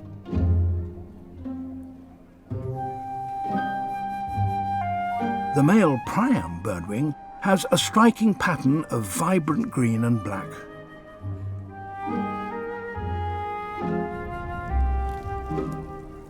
The females are larger and less colourful, but just as delightful. These butterflies are able to fly long distances high above the forest canopy.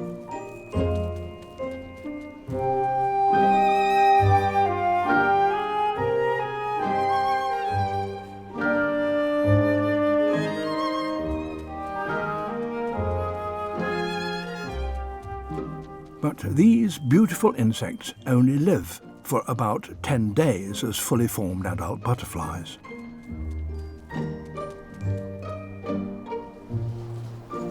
If I take him on board my ark, I'm not going to have him for long.